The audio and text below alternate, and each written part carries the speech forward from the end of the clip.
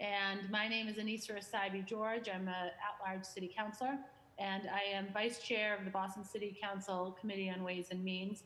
Councilor Bach, chair of this committee, will join us shortly. I am joined this morning by colleagues, Councilors Campbell, Flynn, Braden, Janey, O'Malley, and Edwards, and as others join us, I'll note them. This is a public hearing being recorded and live streamed at boston.gov/city-council-TV. It will be rebroadcast on Comcast 8, RCN Channel 82, and Verizon Channel 1964. This budget review will encompass around 27 hearings over roughly 6 weeks. We strongly encourage residents, whether here in the chamber or at home, obviously not in the chamber, we're recording live here, to take a moment to engage in this process by giving testimony for the record. You can do this in several ways. Attend one of our virtual hearings and give public testimony. We will take public testimony at the end of each hearing. When you are called, please state your name and affiliation or residence, and limit your comments to a few minutes to ensure that all comments and concerns can be heard. The Zoom link can be found in the public notice for each hearing. Come to one of our 2 remaining hearings dedicated to public testimony only. The next one will be May 26th at 6 p.m. to testify about the BPS budget specifically, or May 28th at 6 p.m. to testify on any aspect of the city's budget. You can also email the committee at ccc.wm@boston.gov or fill out a form on our website. You are also able to submit a 2-minute video of your testimony through the form on our city's website. You can also informally tweet your questions to us using the hashtag #BOSBudget, hashtag #BossBudget.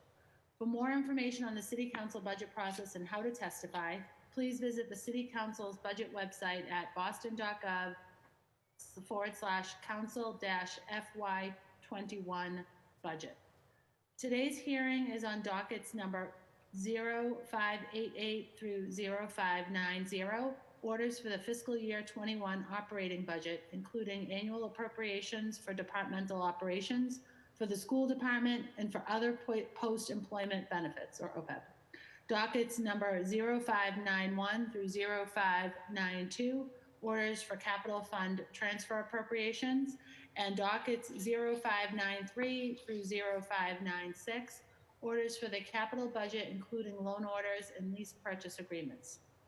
Today, our focus area will be on the BPS, Boston Public Schools Commitment Number 2, Accelerated Learning, which covers the areas of the early education department, Office of Elementary Schools, Office of Secondary Schools, Excellence for All, and AWC, or Advanced Work Classrooms, Science Education, Vocational Education, Art and Music, Libraries, Special Curricular Programs, such as AP courses or the International Baccalaureate, Mass Core Standards, and MCAS.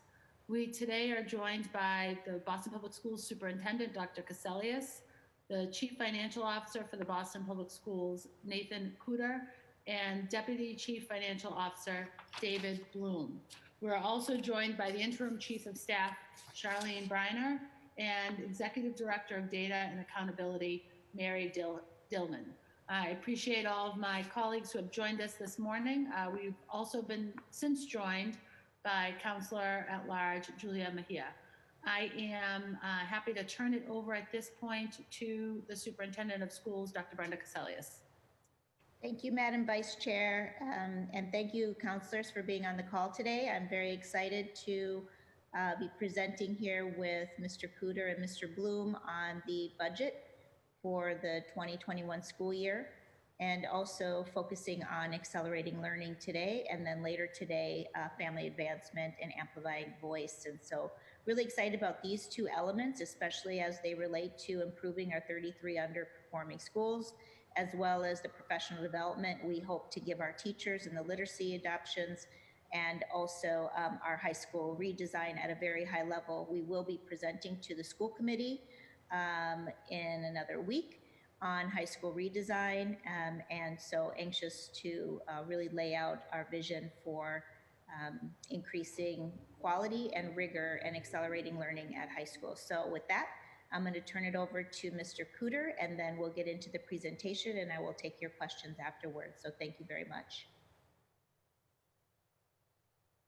Thank you very much, Superintendent. I'm just going to pull open our presentation and share it with all of you.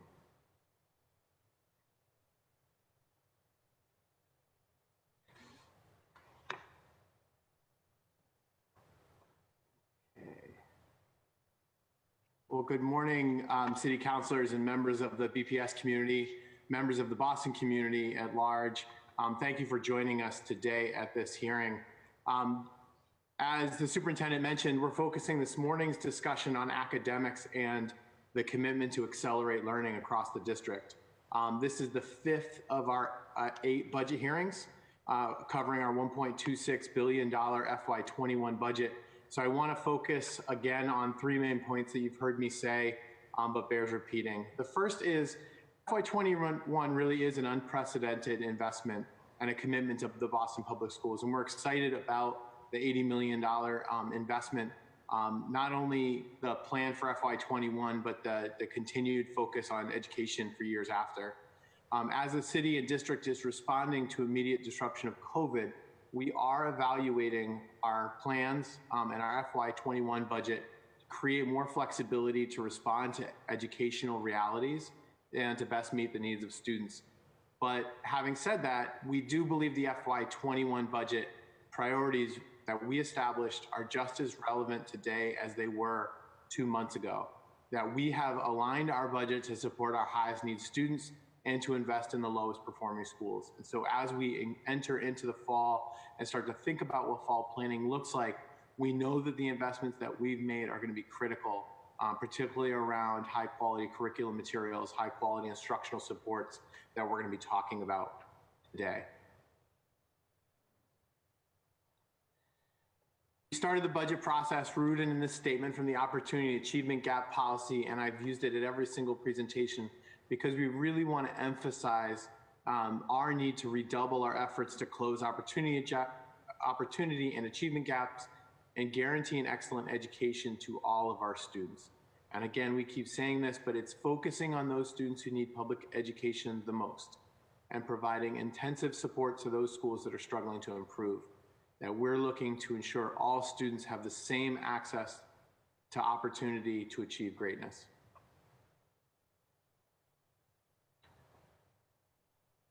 Our investments for FY21 are focused on what we've referred to as the instructional core. And so our budget is designed around the straightforward premise that there are 3 ways to increase student learning. We're going to be talking about multiple initiatives, multiple efforts around this in the accelerate learning framework, but really we're focusing on 3 things. Increasing the knowledge and skill of teachers, changing the content, and altering the relationship of the student to the content and the teacher. And 100% of funding and new investments is directed to impacting the student experience through this instructional core. Overall, we mentioned this is an $80 million increase for the Boston Public Schools, $36 million in new investments that were highlighted on the previous slide. The remaining $44 million represents an increase in the cost of operations and the cost of implementing the new BTU, Boston Teachers Union contract.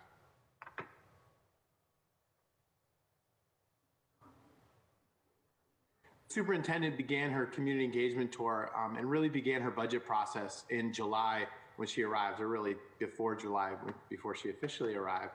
And this budget, the strategic plan that has been presented and that we have aligned our presentations to is really the reflection of community values. We really do think that this is not just our strategy, but this is the broader our strategy. When we think it's reflective of student voice, we think it's reflective of community voice, and is really reflective of our strategic plan that drives our district operational plan and the plans that the departments are putting together to really drive improvement next year. And all of this is reflected in the FY21 budget priorities.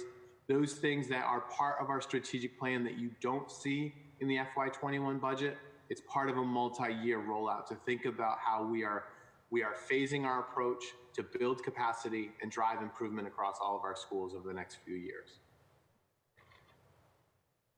As I mentioned, we've organized our presentation this morning and really all of our hearings around the 6 commitments of the strategic plan. And each of these commitments have up to 11 priorities underneath. Today, we're going to be discussing commitment 2, accelerate learning.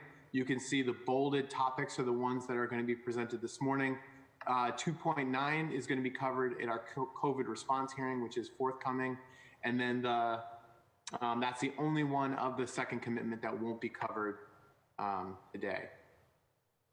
There's been a lot of talk recently about accountability. And as we respond to COVID-19 and think about what the fall will look like, we're aware of the urgency of supporting our students whose learning has been disrupted, but also recognize the importance of making long-term investments and improvement in our schools, teachers, and for students.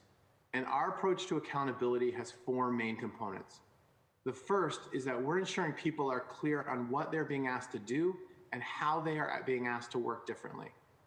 Second, we're going to be making sure that they're doing it. This is monitoring progress and keeping track of how we're doing on implementing the strategy. The third, we're going to be monitoring student progress on specific outcomes to make sure that the plan is working for all students.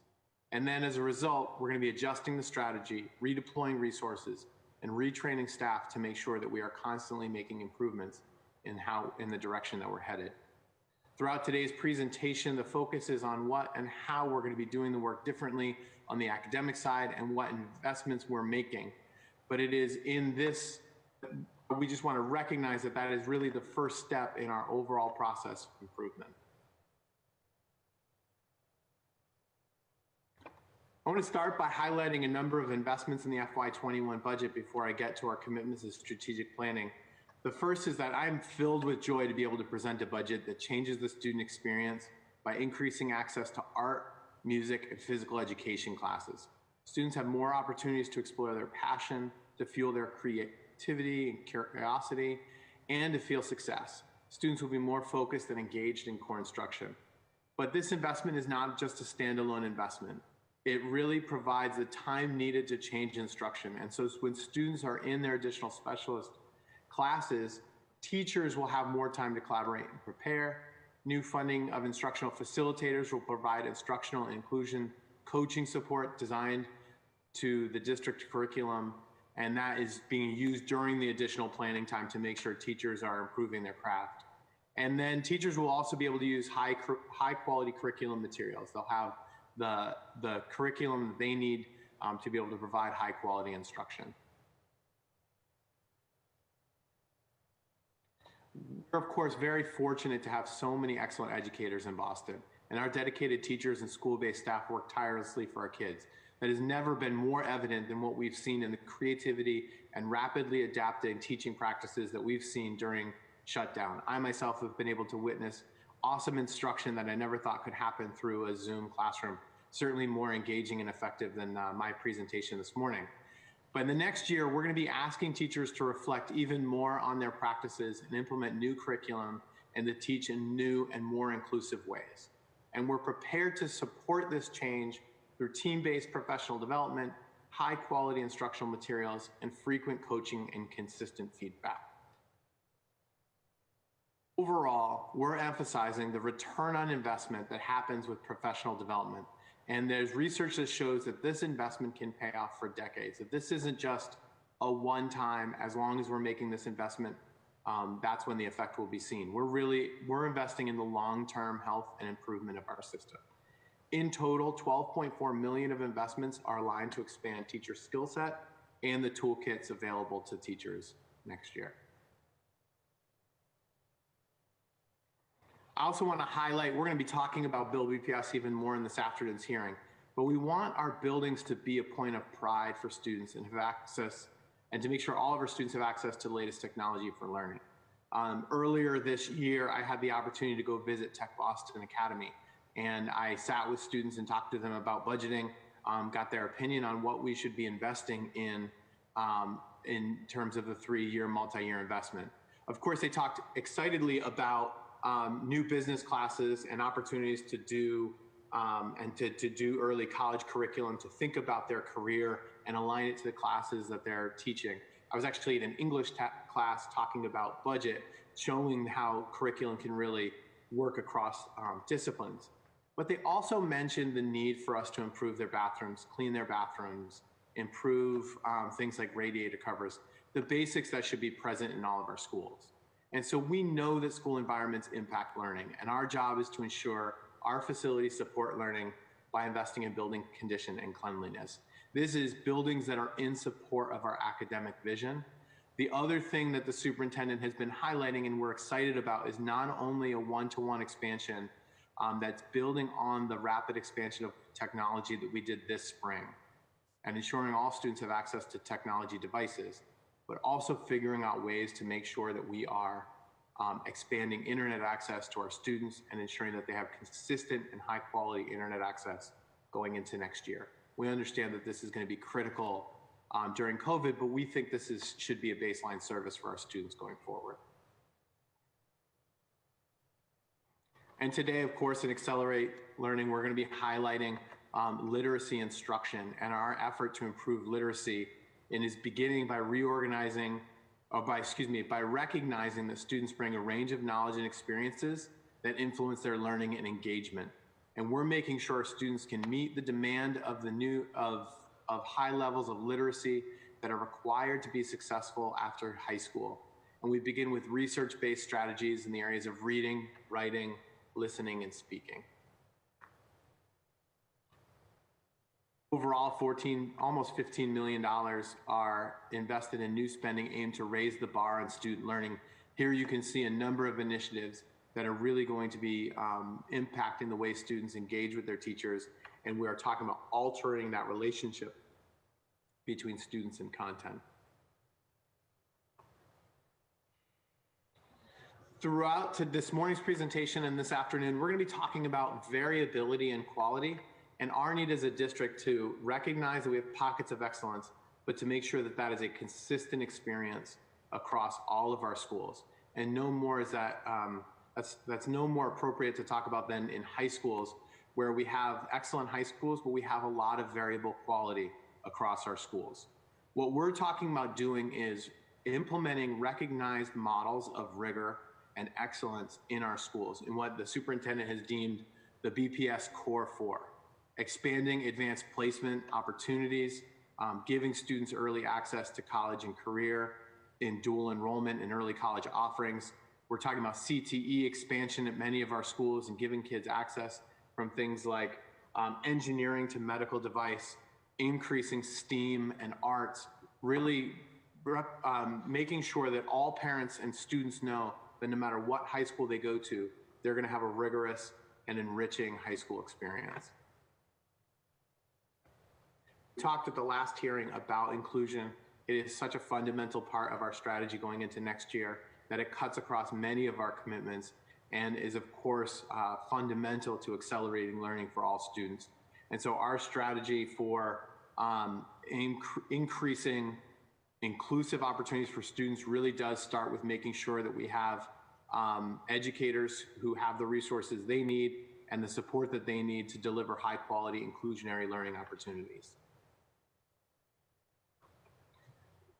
Under commitment 2, priority 3 is a big one. It has a lot under it, so I wanted to just put on there what we're talking about is rigorous and linguistically affirming curriculum and instruction that includes multiple disciplines. And over the next few slides, I'll talk a little bit about the disciplines. I'm sure you'll have a lot of questions about different areas of this investment, but really what we're talking about is not just focusing on math and English, the tested subjects. What we're really talking about is a broad-based liberal arts education where students really are engaged in a broad range of opportunities and preparing for post-secondary success. We think it's important to both recognize the linguistic assets of our community and also support and sustain their cultural and linguistic abilities. And so we're looking at multiple paths for building bilingual capacity in our district. The Look Act gives us more flexibility to serve our students and basically repair the damage that has been done from English-only policies in Massachusetts for the last 15 years.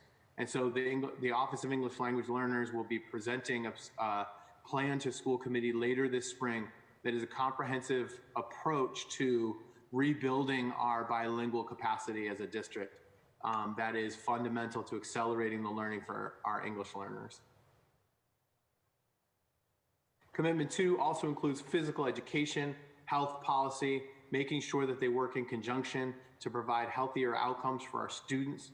We're also implementing K-8 literacy adoption, as I mentioned earlier, focusing on our transformation schools to really drive improvement. It comes coupled with job-embedded professional development, the instructional facilitators.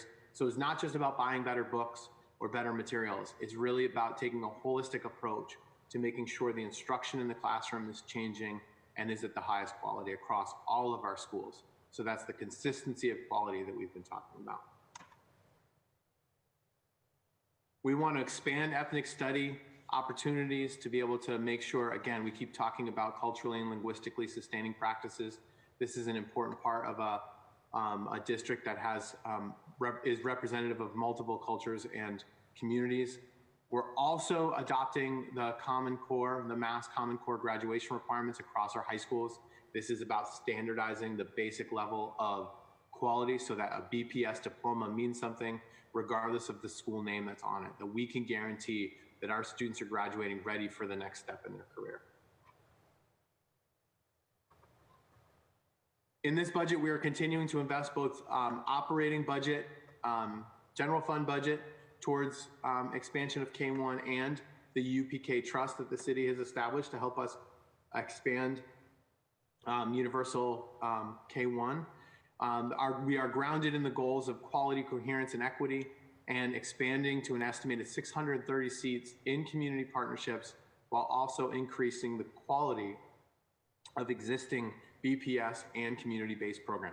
So it's both expansion of the quantity of seats and an investment in the quality of K1 across.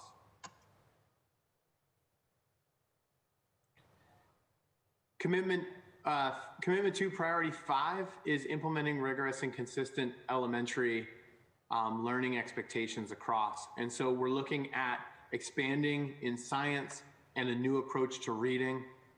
Really, it's about improving instruction across multiple disciplines for the district, including digital literacy and computer science.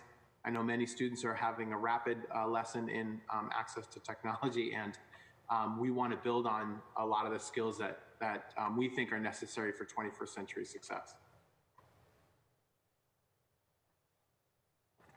Priority 6 is addressing chronic absenteeism and by creating joyful and engaging classrooms. What we want to see is joyful classrooms and learning environments that are engaging, health-promoting, supportive, inclusive, challenging, and safe. And we think that by continuing to improve and implement the 8 components of a comprehensive BPS wellness policy in all classrooms and all schools, we'll create those joyful learning environments that meet the unique needs of students and keep them engaged in learning. We want school to be a place that students are excited about attending, feel safe in attending, and that we are understanding that there are multiple barriers to attendance. It's not just about, sort of requiring and following up and being punitive. What we want to do is create a holistic approach to bringing students in and making sure that they feel safe and engaged in their classroom. And of course, there are multiple components of making sure that we have a safe space for every BPS student and offering support and protection needed to learn, grow, and thrive. That we're creating culturally responsive and engaging inclusive climates. We're implementing standards and practices for multi-tiered systems of support. We're really looking across code of conduct, which we discussed at the last hearing. This is not just one-off initiatives. This is a comprehensive look across the way that our initiatives interact and working together to make sure that we are getting the most returns on the investments that we're making in these areas. And then I mentioned at the beginning, as part of our accountability strategy, what we really want to do is make sure that there's high quality support for our teachers, and implementing district-wide professional development plans for teachers, paraprofessionals, counselors, school and central leaders, teams of people coming together to have common knowledge and common practices, that complement each other and work together. That we're shifting from just having professional development events where teachers come, they go to a PD for a day, they go back and are expected to implement it on their own. What we're talking about is really having a continuum of learning and coaching on the ground level so that people are putting into practice what they've learned at their professional developments. So I've mentioned throughout these hearings that you've heard a couple of recurring themes, that we have too much variability and quality across our schools, especially in high schools. And so our job is to ensure that we are both raising expectations and increasing our support. So I just want to revisit our 4 components of this approach are ensuring people are clear on what they're being asked to do and how they're being asked to work differently. Second, make sure we're all doing it, making sure we're all engaging in and implementing the strategy as designed. The third is to monitoring student progress to make sure the plan is working for all of our students, particularly our most vulnerable students. And then as a result of that assessment, we're going to adjust our strategy and redeploy resources to make sure that we are retraining our staff to serve our students. This is, of course, the 5th of 8 hearings, and we look forward to taking your questions at this point. I'll turn it back over to you, Councilor Sabi-George.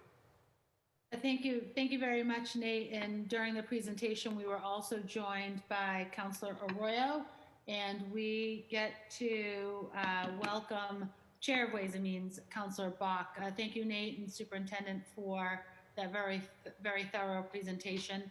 I'm going to now turn the imaginary gavel here, and then she has it, I'm sure, the gavel over to Chair Bach. Madam Chair. Great. Thank you so much, Councilor Sabi-George. Thank you for chairing. And my apologies to the team for being a little late. We had a food delivery thing in my district that ended up requiring more supervision than anticipated. But I'm really grateful for the team for being here, and I reviewed the PowerPoint in advance to catch up on what I missed. So I'm gonna, without further ado, jump into questions in deference to her service as chair, and being my vice chair, I'm gonna go first to Councilor Sabi-George, then it'll be Councilor Campbell, and I'll put the order in the chat. Thanks so much. Councilor Sabi-George. Thank you, Madam Chair. I just want to make sure that I'm off mute. I do have some questions. I have a particular interest for the BPS team. First, thank you for your service. Thank you for your continued effort during this difficult time. As a BPS parent of 4 boys, over the last few weeks, they've become significantly more engaged in their online learning and doing school from home. So just want to appreciate you and their teachers in particular for their effort over the last couple of months, but in particular the last few weeks. And know that there's a great deal of sort of concern and conversation around what will happen over the next few months and leading into September. But for today and specific to today's topic, I have a particular interest in science education and really improving what we're doing in the classroom as it comes to lab-based sciences in particular, but also thinking about creating a love for science for all of our students around the district. And related to that, the work around moving toward the Mass Core standards. I'd like you, if you could, walk through some of that engagement for teachers and staff during that transition towards the new curriculum, and a better understanding of how teacher staff might be impacted by the implementation of the Mass Core standards. And I'm wondering if we're going to be looking to eliminate certain positions or roles to accommodate those new standards, if that's a necessary step. And then will we see a significant change in this coming school year as it relates to aligning with the Mass Core curriculum? And those are my questions for this round. Thank you, Madam Chair, and thank you to the team for being here. Well, thank you, Vice Chair, for the question. And science is a passion of mine as well, especially at the elementary level, to get the students ready for the more rigorous standards that they'll have to meet in terms of the MCAS requirements later in high school. And so we have a GE grant that will be focusing on our elementary sciences, as you're aware of that grant. So it's not included here in the budget, but we are doing that work right now. It's called the Bees Initiative, and it's a work in progress with the elementary sciences. The second piece is as we align to Mass Core, we do anticipate that there may be additional science courses available, and we are phasing in the Mass Core requirements. We'll be presenting this to the school committee next week, and sharing with them the requirements around the Mass Core and the course requirements. And so that is on our agenda. I don't anticipate that there will be any changes in science. There may be additional certifications required for certain kinds of sciences that we give, but lab sciences will be part of the high school requirement under Mass Core.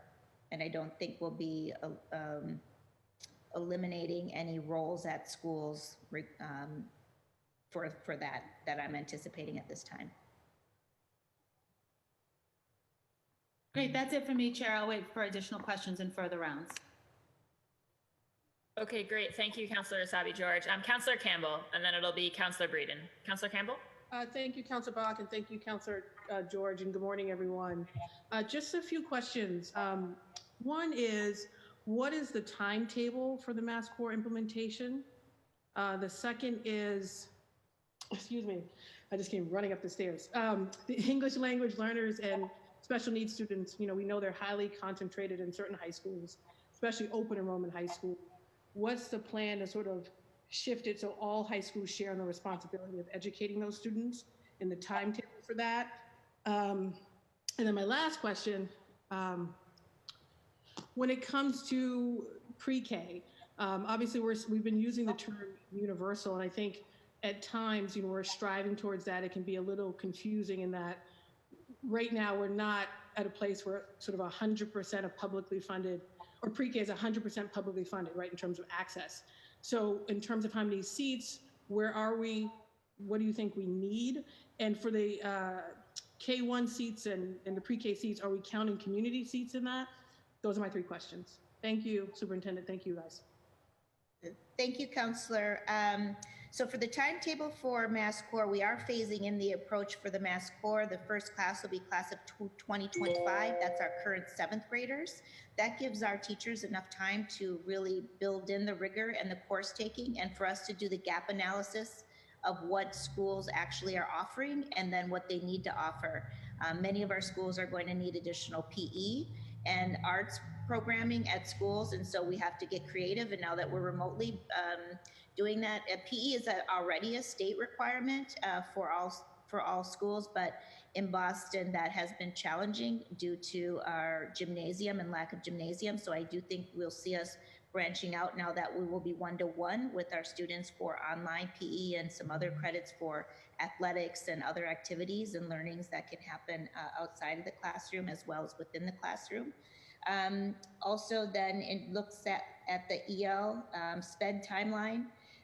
We are right now, I hired Tammy Poost, who's on my staff as senior advisor. She's kind of our COVID czar right now, but she's overseeing our special ed department, and we are going to be looking at sub-separate and also inclusionary practices. And that timeline is to audit our programs and to begin to work with our teachers and our COSAs to be able to figure out a problem-solving model using multi-tiered systems of support. It's known as MTSS. And that timetable is now to begin to start gathering that information with probably more of an implementation of our EL and our SPED recommendations in the 21-22 school year, and using next year as a planning year as we begin to transition our pathways and look at more equitable pathways for our special ed students and our EL programs, because we're doing audits in both of those. Then with pre-K, I don't have the exact number, but we are dependent on our CBOs, our community-based organizations, in order to meet the demand for our families. And I don't know if David Bloom might have that number for us, or Mr. Cooter. If not, I can get the number with you. 450 seems to be something that's in my head, but I want to see exactly what that number is. And while they look for that number, just one quick follow-up on the English language learner. It's 540. 540. It's 540. I had them mixed up.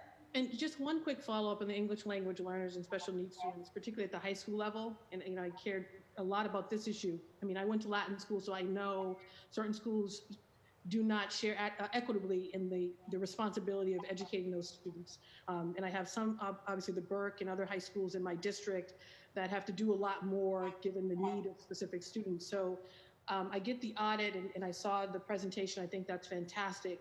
But Superintendent, from your opinion and perspective, how long would it take for us to look at all of our high schools and at some point to see all of them sharing equitably in terms of the number of special needs students, English language learners that they are new arrivals that they're educating in their respective schools? And then I can save anything else for the next round. Thank you. Yeah, thank you, Counselor. I think it's going to take several years, but I think we're going to get started on the first 7. So I will be announcing next week 7 high schools that we will be working with to provide more equitable opportunities for our students. Because, of course, in our strategic plan, the goal is to have high-quality schools in every neighborhood.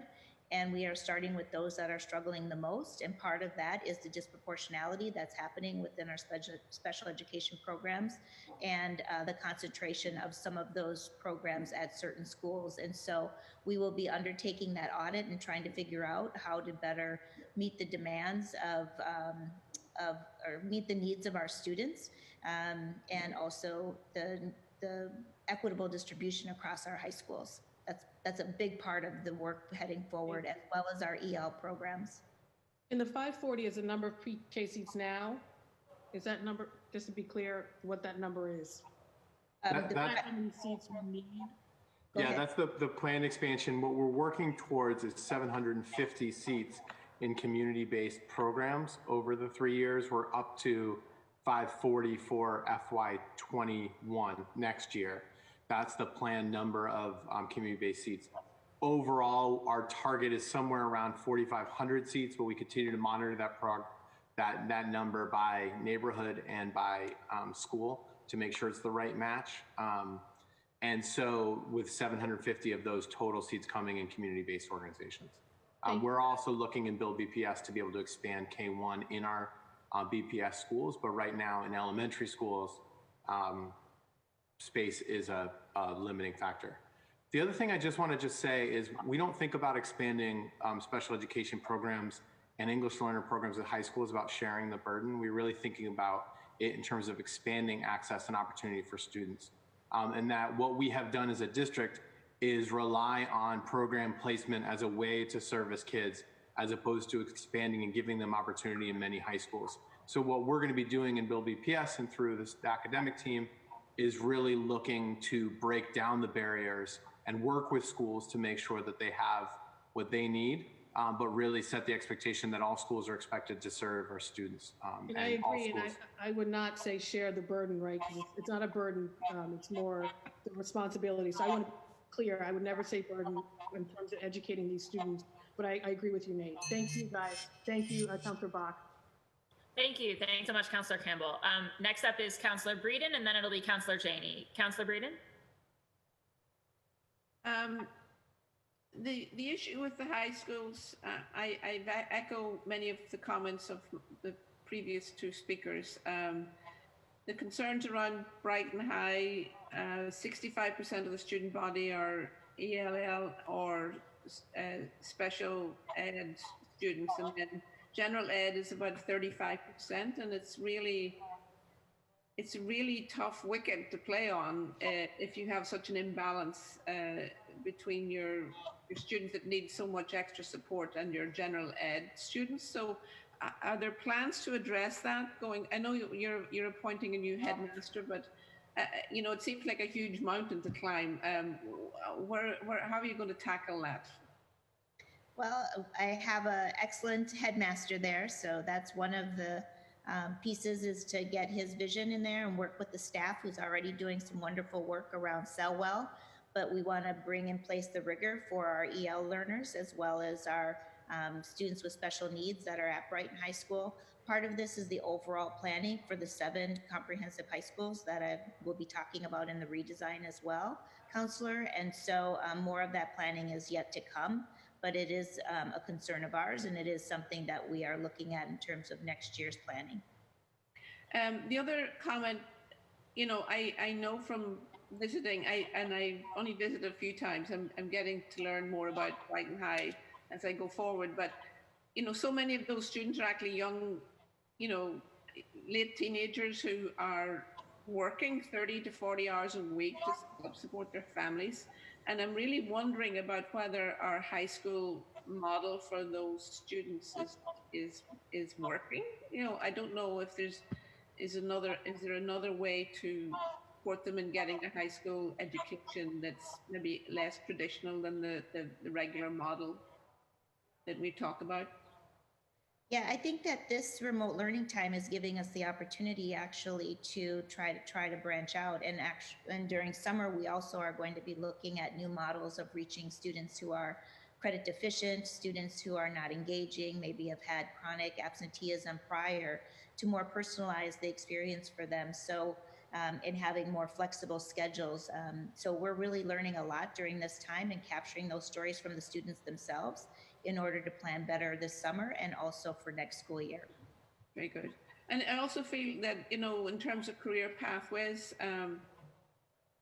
preparing our students for the workforce, not every student will go to college. And I certainly would think, immediately out of high school, but we have local employers who are really needing young people to be engaged with, like working in the health center, front desk work, having language skills, speaking more than one language. They have lots of assets and lots of strengths to bring, and I really feel that engaging with these young people and working on career pathways like pre-nursing or whatever, working with employers more to think about job preparation and inspiring students to work harder because they know that there's a goal at the end of it is really helpful. Yeah, I can tell you, all of you are going to be really excited about our high school redesign plans.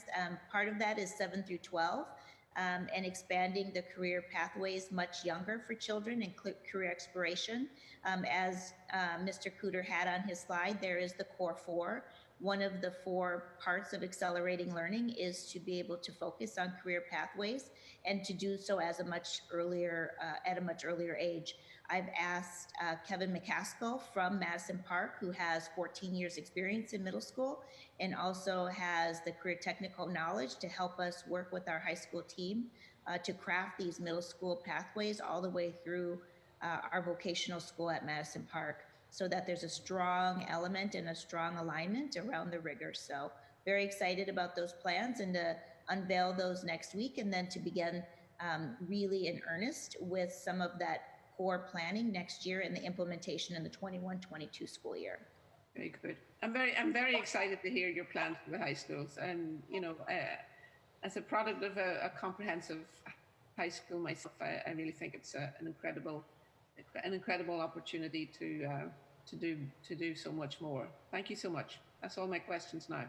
And thank you. Just one more thing in Brighton as well, as we're working on the alignment within the community because it's over to the side there. And so I've asked Andrew Bott to work with the feeder schools coming into the school so that there's a strong alignment within the community as well.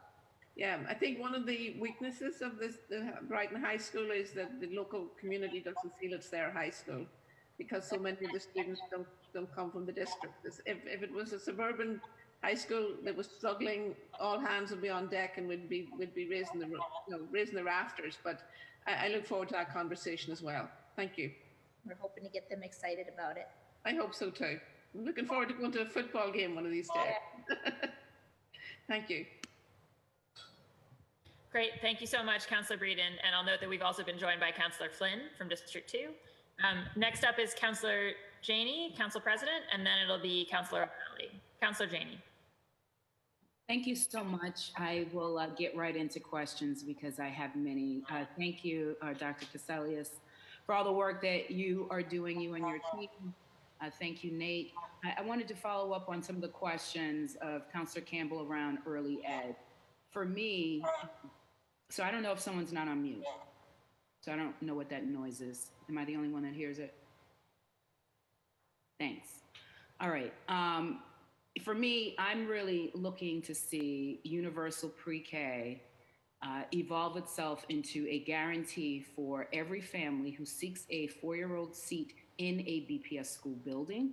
And I make that distinction because I know not all parents want a BPS seat per se for a 4-year-old, but I think it is important that it is guaranteed just to kind of level the playing field around our assignment process, as well as the variation of quality and some of our other seats. And I know there's a lot of effort to kind of streamline that and bring everyone up to the same standard. I can appreciate the work that's underway. I would really like to understand, is the goal from your perspective to have this hybrid model, or to get to the place where we're going to have guarantees for 4-year-olds in BPS school buildings? So Counselor Janey, I share with you the desire to have it in all of our BPS schools. I think we have high quality teaching and learning going on, and it makes for the alignment to our schools really clear.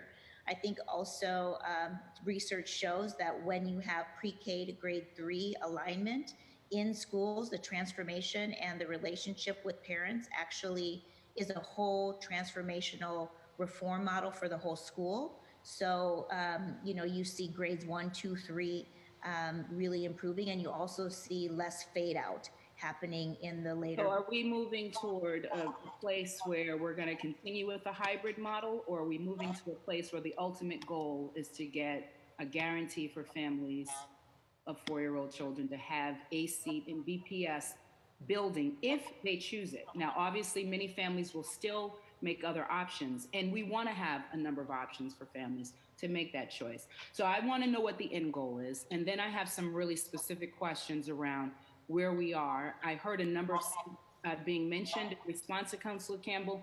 It would be helpful for me to understand what percentage we are in terms of how many of these 4-year-old seats are BPS school building seats versus community seats, if there was a breakdown of that. I can certainly get you the breakdown. I don't have that. I think the way that you're articulating the strategy for K1 is exactly right. Our end goal, or at least our intermediate goal over the next 3 to 5 years, or if not sooner, is to figure out how to guarantee everyone who wants a BPS seat can have one, while then also maintaining options for families with community-based organizations that represent the complexity of choices that parents of young children face. And so we do, and we can talk about this more about Build BPS, but we want to be in a place where we are expanding K1 access in our buildings. We are unfortunately hemmed in by physical space at this point. I understand. I just wanted to understand really what the end goal is. And for me, I think you're absolutely right, Superintendent. It's about the alignment. It's about how we provide opportunities. And it's, to me, it's connected to our strategy to eliminate opportunity and achievement gaps. I don't want to spend too much time on this because I have other questions, but I would be interested in the breakdown of seats if that could come at a later time. I would also be interested not just in the percentage of early ed community-based seats versus BPS building seats, but where those seats are, like in which school buildings, in which communities. That would also be helpful. And then what supports the community-based seats are getting in terms of being aligned with the curriculum and everything that we're trying to do here in BPS. I'd like to move on if that's okay, just because I know there are a lot of topics that we're trying to cover in a very short period of time.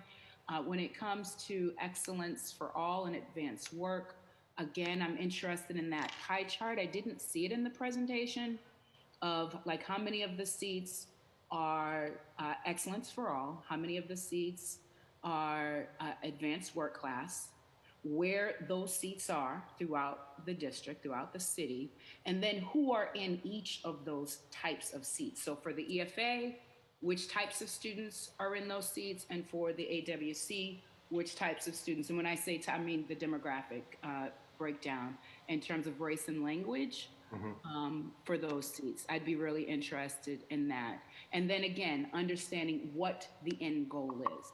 When EFA was first introduced, the goal was to somehow, at least my memory of it, Others can correct me, but my memory of EFA was introduced as a way to kind of phase in this new rigor for all students and as a way to kind of quietly, I guess, put to bed AWC. Now, obviously, there's a lot of folks who are going to have strong feelings about that, but for me, I'd like clarity on the end goal. Is that still the case? Are we trying to transition to a place where excellence for all is the end goal, or are we still trying to have a hybrid? So to answer some of your questions about numbers, about EFA and AWC, so there are 636 students in AWC programs and about 1,200 students in Excellence for All programs. The demographic breakdown, and we can send you follow up with a lot of the details that you're asking for, but the rough demographic breakdown, AWC is about 30% white, 35% Asian, 12% Black, 18% Hispanic, and 5% other. Excellence for All is about 12% white, 7.5% Asian, 30% Black, and 48% Hispanic, and about 3% other. And then in terms of the changes for our budget for next year, the thing I would just note is our Excellence for All program is moving from our Opportunity Gap department budget and into our core academics budget as part of the work to really integrate Excellence for All into our broader academic strategy. And one of the lessons from what Excellence for All did was expanded access to STEM. And one of our investments this year in our transformation schools are increased specialists for human needs, learning from the lessons of that Excellence for All program. Thank you, David. I think our time is up here. Obviously notice the disproportionate impact in those numbers. Have lots of questions we'll come back to in the next round. Thank you, Madam Chair. Great. Thank you so much, Madam President. Councillor O'Malley, and then it'll be Councillor Edwards. Councillor O'Malley.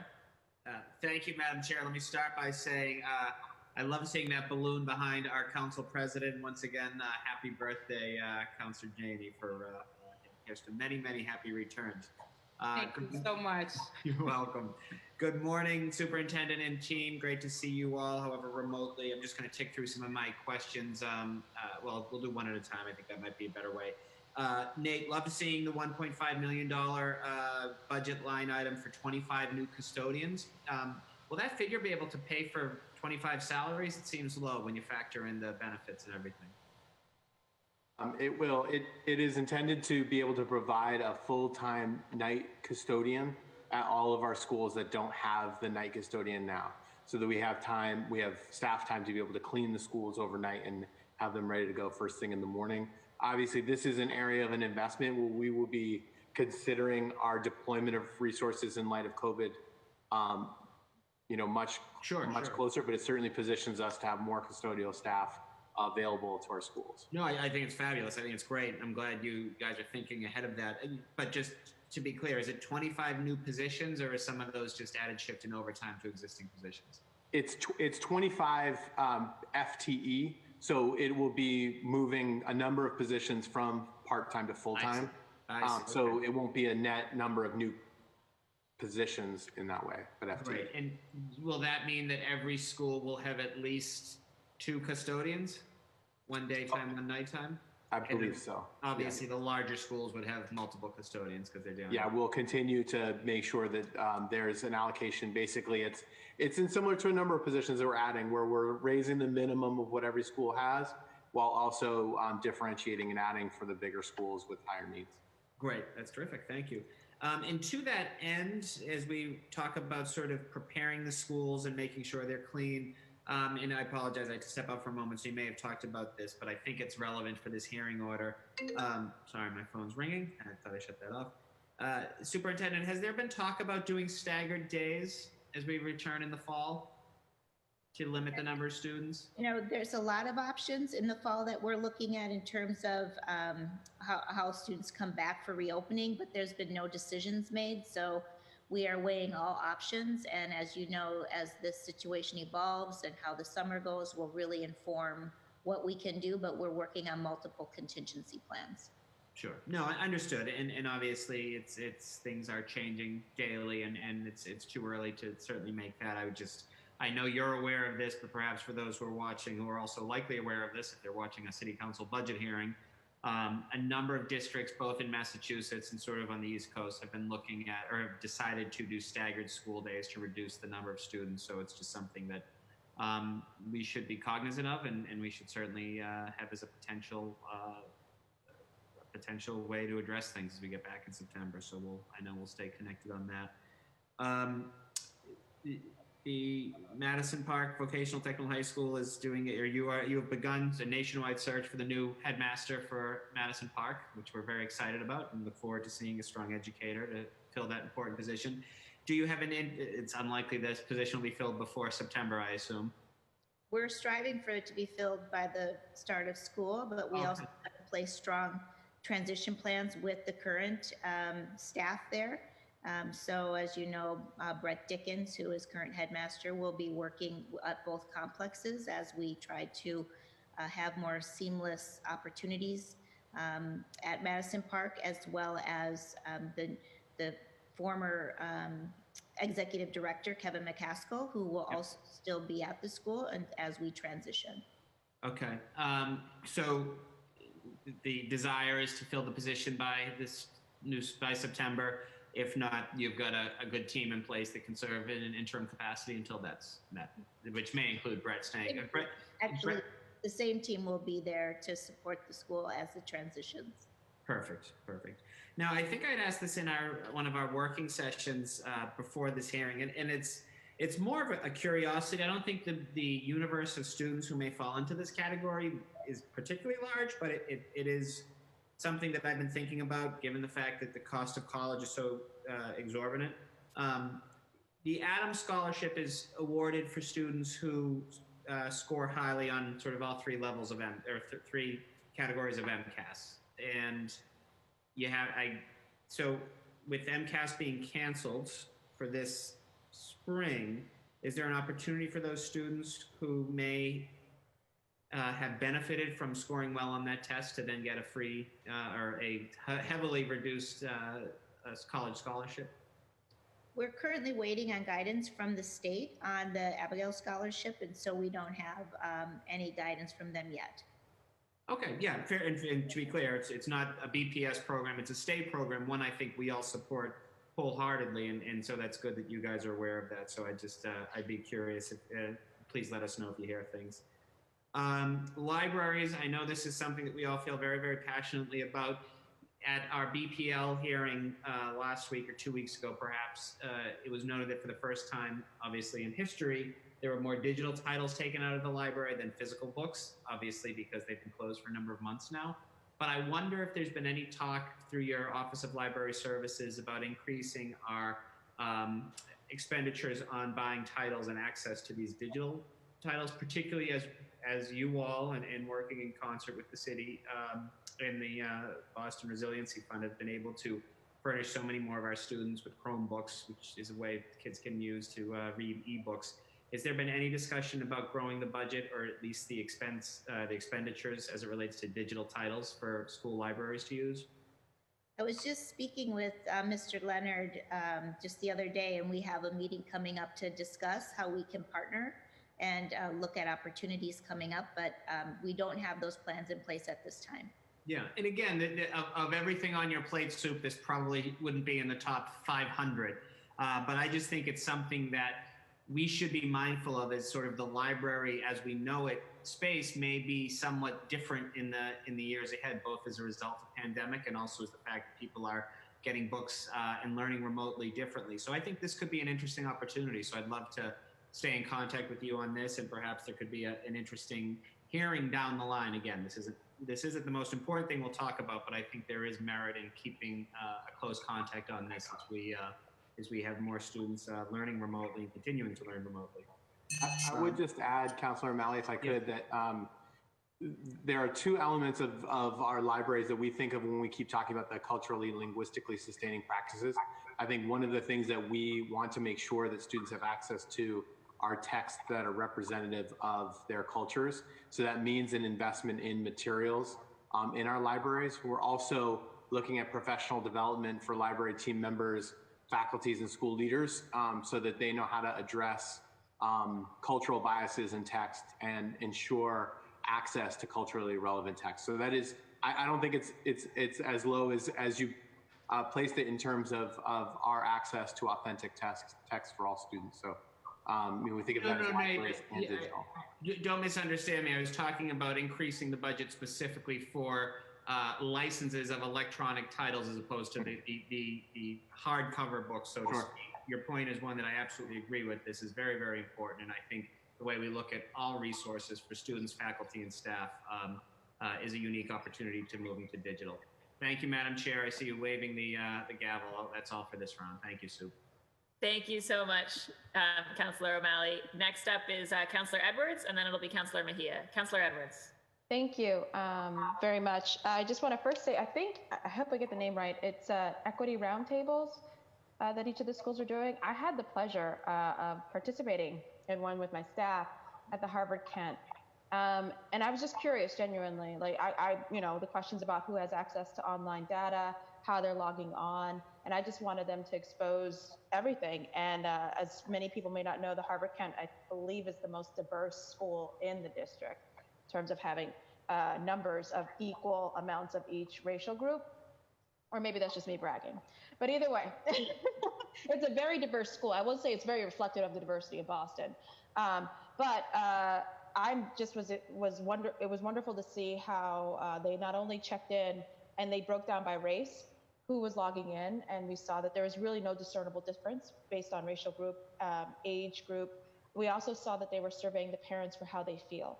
And I thought that was so important to understand if they felt that their children were, and their needs were being met during COVID. And so it came back basically, I think at the Harvard Kent, majority of the parents felt very, very comfortable with their kids. And they broke that down by race as well. So this is to my colleagues out there, I would encourage you to just slip into an equity roundtable. I could speak to my principals, they're wonderful. I'm very excited to go into more, and I will try and go to each one of my schools and sit down and hear their data. And what I don't want, I don't intend to do that just to be like voyeuristic to see what's going wrong. But in as much as the school's statistics may not be as high as the Harvard Kent, I just want those schools to start talking with each other. And I hope that BPS is providing that opportunity as well to learn from each other. But it was by far seeing how the teachers are checking in, seeing how they're looking at breakdowns. I'm very happy I went, and I hope people will go. It also broke down my language, so it was great. It was great. I knew about the ELL versus kids also with special needs, and they're also logging in at higher rates. So I'm very happy. And so I will continue to check in on those. And if I find that I'm not happy, I will certainly call you up, Superintendent, as well. On some things that I do have questions about, and that's infrastructure. Not now, but before the end of this, could you get us a number of how your budget has changed because of, or will need to change because of COVID? Just a solid number. One infrastructure question I have is, if we're able to give out food to people on a regular basis, why would we stop that? I mean, I understand during the day if kids are back in school full time, but it's clearly that we have a massive food disparity issue. And I don't know why we would stop that. I'm so happy that we started the new lunchrooms and having fresh food available. One of the things we noticed is that the meals were too big for the third graders. They're 7th and 8th grade proportions, and they had to throw the food away afterwards because they couldn't serve or give out the food. So here we are in this situation now. If there's extra food and we've been distributing it, and we know there's food insecurity, I'm begging BPS to consider figuring out a way to continue to give out food after school, before and after school somehow, to help out a lot of food insecure families. So that's just, I'm putting it out there. We're doing it. I don't know why we would stop it. That's one. Going specifically into the district, I saw that, with the Edwards and the with the redesign and looking at the way that we're going to be moving our schools into the 7th to 12th and our schools in East Boston all the way to 6th grade at least. I'm very excited, honestly, about how this budget looks. I wasn't as excited about last year's budget, but I do see the district talking to each other. I do see how we are also saving BPS money, but being more efficient with our learning. And I wanted to thank you for that. I think that there was a lot of conversation about that, and I want to say thank you for our budget reflecting that. But I am curious, in terms of the Edwards design or Kaleidoscope or any other thing, how are you engaging our parents in helping to be part of that design? I have thoughts about what Edwards could be. Everyone has thoughts about it. They want it to be a trade school. They want it to be upper school for, is it both the elementary schools in Charlestown coming into it? Like how, please don't present us with the end result, excuse me. Please, if there's $500,000 going into the design, engage us early on.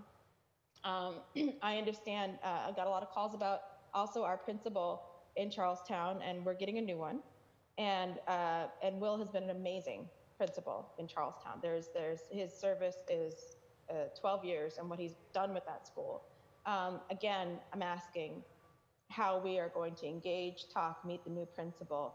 I think it actually helps. I see you raised your eyebrow, Chairwoman Bach, so I'm going to finish. But I will turn it over to Brenda to talk about parent engagement specifically on those issues. Kaleidoscope, Charlestown, and then also the Edwards. Well, first, let me say thank you so much for attending the Equity Roundtables. It's a point of pride for me and our team in our district equity roundtables, as well as our school-based equity roundtables.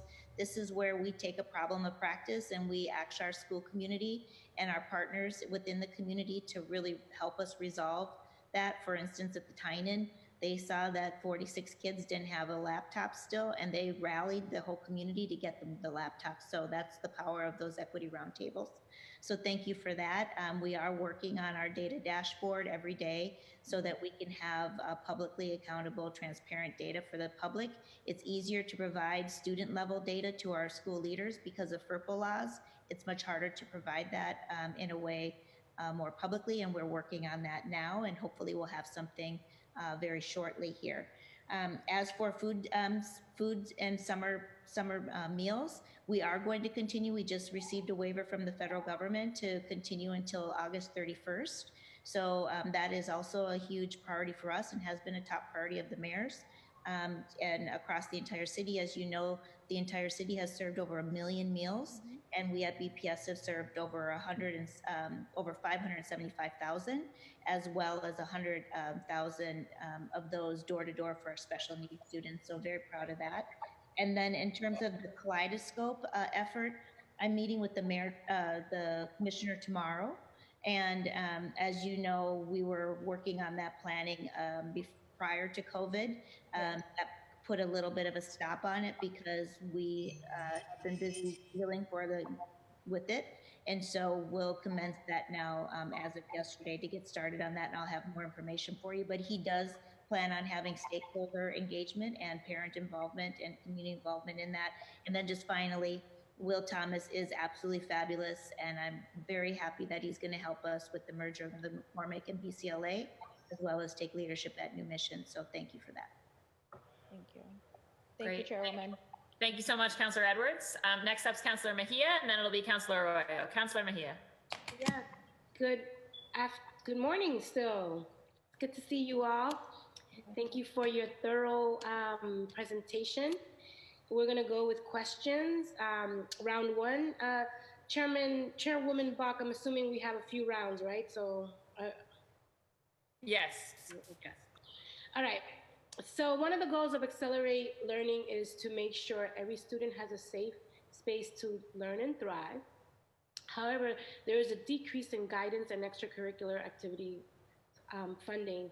How does this align with the goal of supported accelerated learning if we're decreasing funds for these? The extracurricular activity decline in budget that you're referencing is sort of an artifact of the way we do budgeting and the program code for extracurriculars. It's relatively small. I think the number was it was out of 170K, there was a 70K decrease in that program code. That's because most of our extracurricular activities are coded in a variety of different ways. Partnership dollars, partnership fund is the biggest area, and then extracurriculars through sports and athletics would have a separate program code. So there's not as big of a change in our extracurricular strategy as that one sort of data point would suggest. Thank you. And as part of our multi-year investment, the superintendent in particular is thinking about how do we expand access to enriching and extracurricular activities 7 through 12. We want to be able to expand middle school programs. We want to be able to expand JV and freshman programs to create a more enriching athletic experience. This is part of the overall 7 through 12 strategy. There's not a big investment in FY21, but we anticipate being able to reorganize and deploy more resources in future years. Okay, thank you.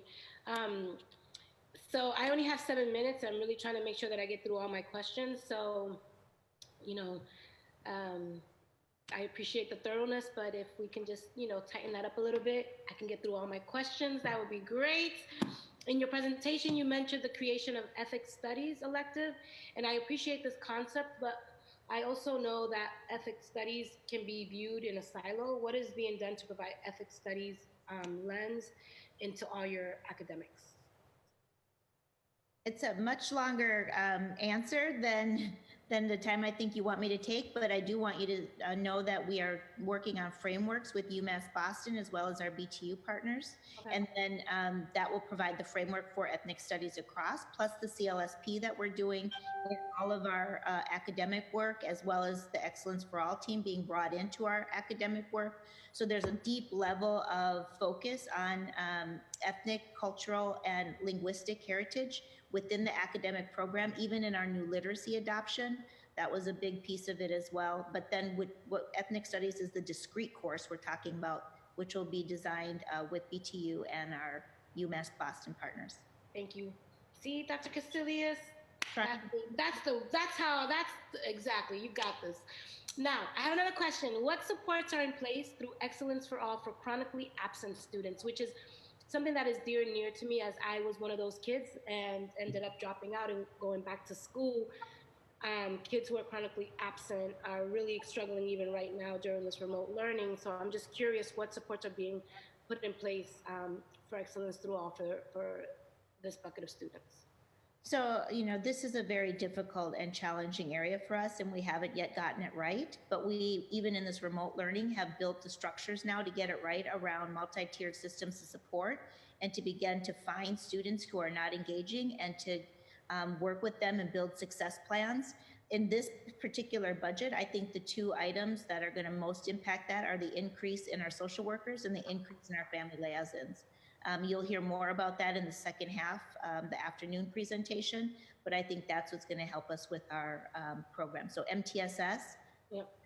family supports and partnerships, our hub school model, and then our social workers. Okay, excellent. And I have 2 more questions, and I'm really trying to get this in. So I'm going to talk to you about dual programs, dual language programs, and I'm just curious, do you know where those programs are going to be located? What schools? So we don't know the Cape Verde one yet. We do know that the Vietnamese K1 K1 will be moving to K2 at VietAid next year. We're still trying to locate where it will go next for for first grade. And so that's mostly about a facility problem and then an assignment of programs and space. So we don't have the answers to that quite yet. We are working actively on trying to find those solutions. Do you know when when will we know? Well, we're working on it actively right now. Hopefully we will know. We have a whole year, so we know for sure next year that the program will be at the VietAid for the Vietnamese program. And then the Cape Verdean is still in a year of planning right now for 21-22 opening, hopefully. And can you tell me where, any updates on what's going on with bilingual programming and kind of? We're currently in the process right now of an audit. Andrea Zayas and Dr. Delos Reyes, they're working with the Council for Great City Schools on doing an audit. Obviously, that has to be remote, so there'll be remote interviews and other things going on. And so that's where we're at right now with that piece, to better understand our assignment system, which we think is really the crux of the problem. Okay. I see the gavel. It's such a trigger for me every time I see that. But I just want to ask one more question before I get gavelled out of this situation, is that I'm also curious, you know, advanced work courses, I wasn't one of those kids that was on that track. So when I think about excellence for all, I really do believe it should be all, and all means all. I think that all kids, regardless of their enthusiasm for learning, should be on a track, and it shouldn't just be individual schools. And I feel like we need to, I'm just curious about what that looks like under this administration. Like I'm still trying to wrap my head around that concept. Can you provide some insight? Yeah, so it looks the same. I probably have a very similar view as you do with rigor and opportunity and access for all. I think you see that with the addition of the specials that we'll be adding to our schools, the addition of the elementary science at the elementary levels with the GE grant. I think those are kind of some of the core pieces, as well as some of the world languages and opportunities for the ethnic studies and linguistic background pieces that will be in our courses, in our CLSP courses of our academic program. So I think all of that curricular work is starting to happen on our academic team, and we can see that with our new literacy option as kind of the first step in the way that we're moving forward. Thank you. Thank you so much. Great. Thank you, Councillor Mejia. Next up's Councillor Arroyo, and then it'll be Councillor Flynn. Councillor Arroyo. Thank you, and good morning, everybody. I'm going to try and ask these questions in a way where we can get through them in just the first round. So my first question is about how much of the budget is directed toward non-state mandated testing? Do we have that information? I could get it for you. I don't know if Mr. Cooter has that right now, how much we spend on. It would be the amount that we spend on both the exam school cost, and then you're talking about how much we spend on interim assessments. Yeah, so basically, for instance, there were a number of, I'm a BPS product, but also there's just a number of examinations that we give for all kinds of different reasons, assessment, so on and so forth, but they're not state mandated. So I'm looking for what the cost of those non-state mandated examinations are at all levels, as well as the materials that go along with that, right? There's the teacher editions, there's the scoring guides, there's the whole, all of the things that are attached to those things. Just what that is in the budget, just how much of our budget is actually non-state mandated testing, and what that amount and dollar figure is. And so if you don't have it now, then I'm happy to get it later. That's fine. We'll follow up after this hearing with that information. Perfect, I appreciate it. There is an addition in this budget, though, for paying for the SAT specifically for our students to have. That's an equity measure for us to remove that barrier. Yes, which I think that's fantastic. So the other questions I have are all sort of, well, actually, let me ask this one before I get into the other budget ones, is what is the determination that goes into whether or not a school participates in Excellence for All? Why wouldn't that be something that's available at all schools right now, or is it? In the initial rollout of Excellence for All, we did select schools for a pilot so that we could scale the program. I think in other cases, schools that have existing AWC programs in that first cohort, I'm thinking of the Curley School as an example, were able to opt into the Excellence for All and phase out. We have not looked to explicitly phase out AWC in favor of EFA in the last few years. And then I think there is an investment in professional development that comes along with EFA. So we're balancing schools launching EFA with the other initiatives. Our transformation strategy is focused this year on two major areas of professional development. And this is oversimplifying it, of course. The first is in literacy instruction, which the superintendent's talked about. I've talked about K-8 literacy and instruction and improving rigor throughout all grades. Excellence for All is 4 through 6.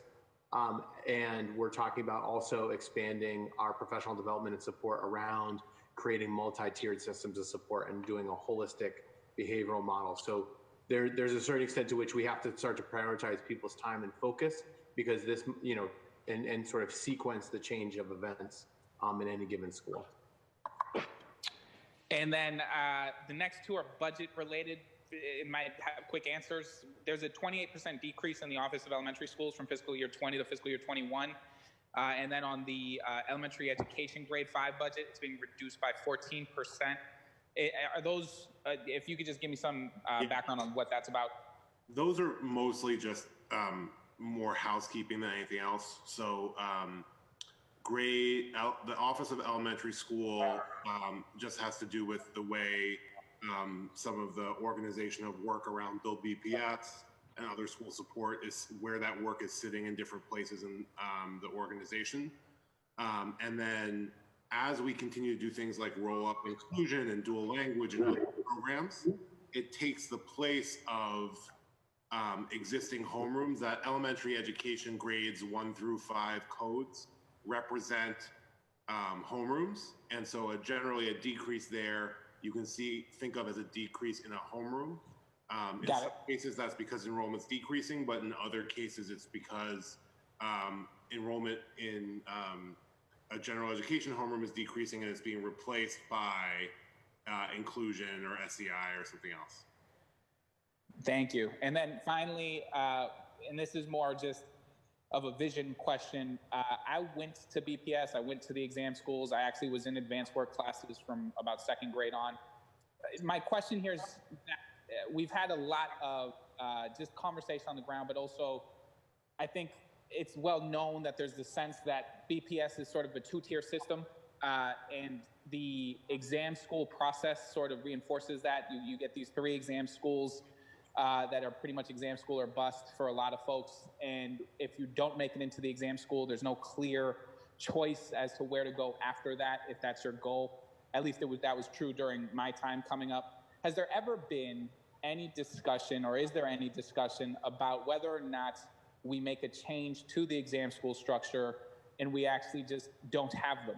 I know that they have a pretty strong alumni base. I know there's all these different questions for it, but it strikes me as deeply inequitable that we have three schools that essentially get more resources, have the best of the best, and we leave the rest to other schools. And so has there been any discussion about that, about what we do long-term in the future, moving forward, about sort of that inherent inequity that comes from having 3 exam schools in our system?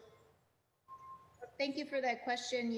Actually, I'm super excited to present the high school redesign next week to the school committee. And I think that, having more high quality schools throughout the entire district is my goal.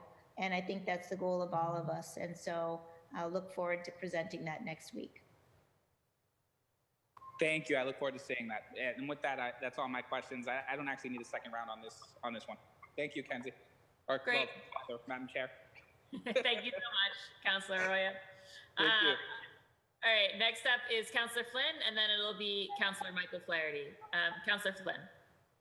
Thank you, Councilor Block, and thank you, Superintendent, for being here and for your team as well.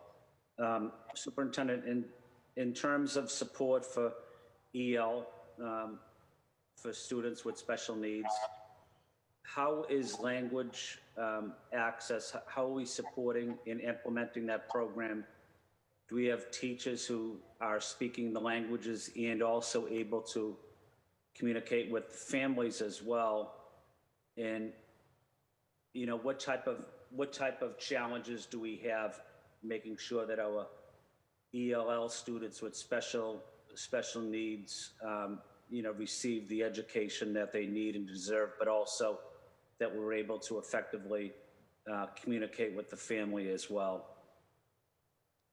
Yeah, this is actually a struggle for us in terms of really meeting the needs of students who are both EL and special ed.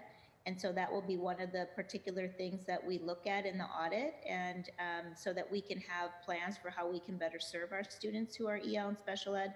There are some ongoing efforts to work with that in terms of teacher licensure and teacher background when they work with our students, or linguistic capacity of the teacher. but that's not across the board. So we still have a lot more work to do with here, quite honestly, Counselor Finn. No, thank you, Superintendent. I'm just going through some of my notes here. Let me see. The CARES Act and other federal programs, are we making sure that the CARES Act and other federal resources are getting directly to the schools and to the teachers and into the classrooms? Any challenges that we're having? So I appreciate that question, and Nate might want to jump in a little bit with some of the CARES Act, but just in terms of the overall flexibilities that we've also been able to already get from the state. One is the food, to be able to do the summer feeding program, which gives us and lends us a lot more flexibility in how we serve meals to our students and how we count those meals. So we've been able then to serve to not only just Boston Public School students, but we've actually been able to serve the entire city of Boston's children, which is wonderful. We also got flexibilities with the PEBT card recently. Super excited about this program that gives families $5.70 a day for every child that they have. I want to make sure that that information gets out. They can call our helpline at 617-635-8873. Boston Public Schools, our parent, to make sure that you have your EBT card and that that you were in receipt of that. And then also recently some flexibilities in terms of how we work with our city partners around housing. We've just been able to house 73 of our homeless students permanently with these housing vouchers, as well as 86 vouchers that are currently having our homeless students who were in sheltered prior working. So those are some ways that we've been able to use some of the flexibilities that they've given us with some of our city partnerships. Very proud of this work that we're doing. And then Nate might be able to speak to kind of what we anticipate coming from the state around the stimulus of the CARES Act. Yeah, I would just also note that a lot of the supports that we're thinking about in terms of flexibilities have to do with the remote learning plan in summer. And in the fall in preparation for supporting our students and doing a lot of the academic recovery work that we think is necessary. One piece of the CARES Act funding that I just think is really important to highlight, both for those people who are watching, but also for the council, is the federal government put on there an ability to waive what's called the maintenance of effort provision on that. What that means is when we get Title I funding, we have to sign an agreement that basically says, you're not going to cut local taxes in the amount that we get in Title I funding. It's this that Title I funding is expected to supplement local revenue, local taxes, not supplant it, not replace it. The CARES Act does have a provision that allows states and municipalities to basically supplant that fund. And we are concerned around the state's ability to maintain our Chapter 70 funding. And it's something that we want everyone to be vigilant of and to communicate with their state reps around. Because if the state then all they do is offset the CARES Act funding with a cut to Chapter 70, we're no better off or prepared in the fall. We're still waiting for more guidance from DESE and from the state on that, but I just want to make sure it's a specific note for all of you that we're watching that, and that's why we're not able to sort of make a lot better projections around what new spending we're going to do with the CARES Act, because we are watching what the state is going to do as a result. We know that the state, of course, is in a much more precarious financial predicament than the city is, that our city financial health is much stronger, which is why the city has been able to maintain their commitment to our FY21 budget and the appropriation that we were given before COVID hit. Thank you, Nate. And just want to follow up, making sure that, we certainly data is important, capturing data, but are we making it more difficult for our teachers to capture the data during a period of time when they should be teaching? Is a concern. I want to make sure that the teachers teach and that we're not spending all of the time on data or other assignments that they need to do. And then my last point, I know I'm running out of time, but not going into austerity mode, no cuts, staff reductions, et cetera, making sure that, our children and our teachers have the resources to do an effective job. Our FY21 budget is a significant investment in new resources and staff for schools. We are expanding family liaisons, social workers, instructional facilitators. We're continuing to monitor that. We're also continuing to think about our flexibilities going into the fall to be able to respond to the COVID plan that's being developed. I think those are all critically important. On the topic of data tracking, I think there is a real balance between getting a lot of data, really rich data that paints a clear picture, and the time it takes to then enter and view that data. And so we are working on that. I think, as I mentioned in this sort of outset, one of the things we're looking about when we think about accountability is really doing progress monitoring. And we've developed really simple tools for some of our progress monitoring that at times I think we've gotten criticism that it's not as robust as, it doesn't give us as many insights, but we are trying to balance the amount of time because we know our educators are working above and beyond to try and provide high quality online content in ways that they've never done before, while also managing often their families at home and their other responsibilities. So we appreciate that sort of advocacy on your part to sort of make sure that we're being conscious of that balance. Thank you, Nate, and thank you, Superintendent. And just one final point, not a question. One of the best programs I think the Boston Public School runs is the JROTC program.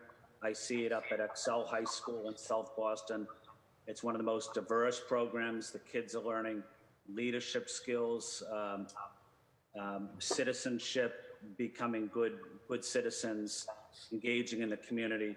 It's great to see what a wonderful, great group of students we have across the city. Many of them are engaged in the junior ROTC program. So that's a program that's very important to so many students and their families.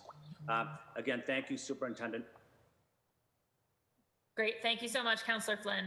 Next up is Councillor Michael Flaherty, and then it'll be my questions. Councillor Flaherty. Thank you, Madam Chair.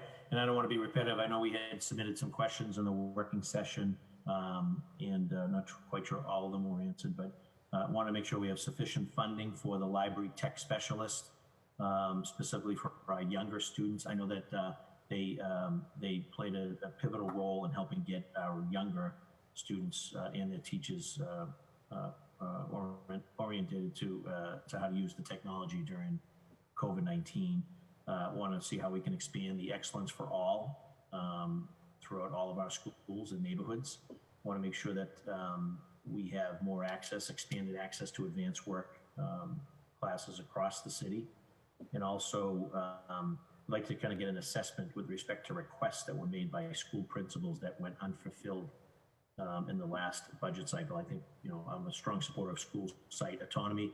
And if we're going to hold our principals and our teachers accountable, we need to make sure that they have the tools that they need. They're on the front lines. They can see things happening and they're putting requests in for certain things. I want to make sure that we're at least honoring those requests so that there's no excuses. And then, like a lot of my colleagues, concerned on the voc ed side of the house, I've got questions as to whether or not, particularly at Madison Park, whether or not there's any plans to utilize the CARES Act funding for remote learning to help students set up for vocational learning at home. I think we're at a critical juncture, not only as we're sort of looking to try to come out of the COVID-19 response piece, but as our construction starts back up and the men and women in our trades get back up and running, Madison Park can play a pivotal role and be a feeder system for all those good quality, high-paying jobs with benefits and pensions and annuities. And that we'll miss an opportunity if we don't make sure that those kids are ready. So I'd like to see whether or not we're going to tap into the CARES Act there to keep the train on the track there for the kids over at Madison Park. So that's it in a nutshell, Madam Chair. I'll mute and listen to responses, but some of them were submitted during my working session and others were added. Thank you, Councillor Flattery. We are working currently with the city on a jobs program for students, both for remote learning and remote jobs. So we are in planning stages with that. We would probably try to access some of our CARES funding for that. We do think that there is an opportunity here like you suggest, so we are doing planning with our city partners on that. As for expanded access to AWC, I think we talked a little bit about that earlier, but we can provide more written comments to you in terms of that and how we plan on expanding our access to rigor and accelerating learning. Also, the library tech specialist, I think what I'll do is I'll have Nate respond to that question. Yeah, I would just also on the Madison Park CTE, I just want to add that all of the vocational programs have online instructional programming at this time, so it's part of the remote learning, and we are thinking about how do we then provide some of the hands-on opportunities for students over the summer, working potentially with some of our custodians. So we're continuing to sort of think of innovative ways. In terms of the library investments, this did come up a little bit earlier. We do not fund libraries as a standalone sort of investment. It's all sort of embedded within weighted student funding. As part of this multi-year expansion of and discussion around what every school gets, the topic of librarians comes up often, and I think that will be part of our look in FY22 or 23 to think about what is the minimum access to sort of library staff, but then also, as was brought up earlier, library, I think it was Councilor O'Malley, talking about access to digital libraries and digital content. And so as students get more access to content, of course, they need much more help in curating and shifting through that content. So that's really the role of librarians, is not just like providing you with books, it's really helping you to navigate what can be overwhelming amounts of information and teach you to be good consumers of information. So that's something that we think about as part of our academic programming and we'll be looking at in future years. And just can't emphasize enough, I heard from a lot of the teachers sort of in the kindergarten, first, second grade that said that it was absolutely, they played a pivotal role in just helping it. There was additional hurdles that, as one would imagine, with younger students that the older students did not present. But if I heard it once, I heard it close to a dozen times that the library tech specialists were critical in getting us, particularly the lower levels lower grades on track. And if we're going to move forward, and not sure what the fall is going to look like, as superintendent has been referencing during this hearing, we may need to pay attention to the library tech specialists category. But thank you, superintendent, and your team for the work you're doing. Appreciate all that attention to detail during the COVID response, and obviously participating in the hearings and getting feedback from colleagues and from folks that are in the classroom is essential. Great. Thank you so much, Councillor Flaherty. I'll now ask my questions, and then we'll go back up to the top. Just again, want to thank the superintendent and her team for being here. I guess my first question is about civic education and kind of what the state of it and aspirations for it are on the district. Because I know that we have a bunch of sort of one-off programs with partners in various schools. I know there is this 12th grade civic class, and a bunch of our 8th graders do some of it. But I used to teach civics through one of those partner programs in our BPS schools at Jackson Man and the Dearborn. And what I saw at the time a decade ago was just how patchwork and inconsistent support on that front was. And I think civic engagement is really important for young people. So I would love to hear, superintendent, about your kind of vision on that front and concretely where we are. Yeah, so I would have to get back to you on the academic pieces of the civics. I know it is also included in our BPS Core requirements, and again, we're presenting on that next week. I also was a social studies teacher and taught civics, and so it's really important to me that we are teaching civics and the humanities all together. So I will get back to you on that answer. Okay, great. And I also was curious about, I'm excited to see us planning the ethnic studies elective. I was curious about whether, as part of the BPS Core move, we're also thinking about developing other like advanced, history and social studies elective courses besides that one civics one that we have.